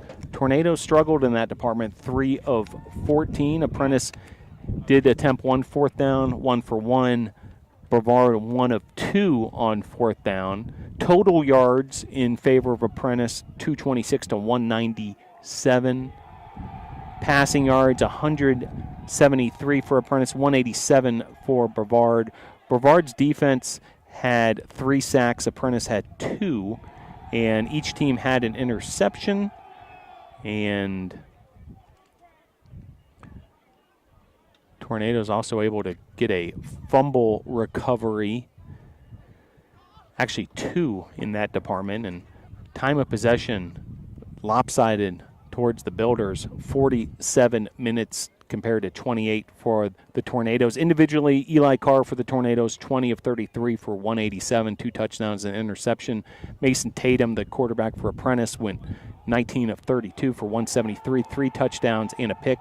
Tejada, we saw a big dose of him, especially in that second half for the Builders. 18 carries or 48 yards. Kirkland led the Tornadoes in rushing, 6 for 23. Gertie, the leading receiver for the Builders, 4 of 71. Corpus had 2 touchdowns, both coming late, one in the second half and then 1 in overtime. Tornadoes, Brandon Norris, 5 catches, 64 yards and a touchdown. Zachary Orr, 4 catches, 48 yards and a touchdown. Cedric Brooks, 6 catches, 34 yards. So the Tornadoes will regroup after falling to 0-2. And they will head to North Carolina Wesleyan to start USA South Conference play on Saturday, September 18th, this coming Saturday at 12 noon. And then the next home game for the Tornadoes versus Huntington, 1 o'clock on Saturday, September the 25th. Well, want to thank everybody who made this broadcast possible. Joseph Marvin, Ethan Thompson, and all sorts of help from the men's and women's lacrosse programs as well. Want to thank the drumline for being here, the cheerleaders, campus minister Sherrod Kreisman, PA announcer Ray Gill, also our anthem singer Grace Vaught. Great job, and certainly a special day. Hometown heroes were being honored, servicemen and women, first responders, frontline workers, and also a day of remembrance on the 20th anniversary of September 11th, 2001. Well, once again, thank you for tuning in to this edition of Brevard College Football. We'll see you back here at Ives Lamel Family Field for more football action on the 25th versus Huntington at 1 p.m. Meanwhile, we'll have men's soccer action coming up shortly. They're already preparing the field for the men's soccer game, and as the soccer goalposts start to move in, and the teams are actually warming up on the Frank Patton track area, so using the multiple facilities here to keep this an efficient operation as we head from football to football. And we'll have the men's soccer team taking on Swanee, and then the women's soccer team scheduled for 7:30 versus Barry right here on this YouTube channel. Different event on the YouTube channel, but same home. Brevard College Tornadoes. Thanks for tuning in. Once again, your final score for the final time in overtime, Apprentice 34, Brevard 27. Go Tornadoes.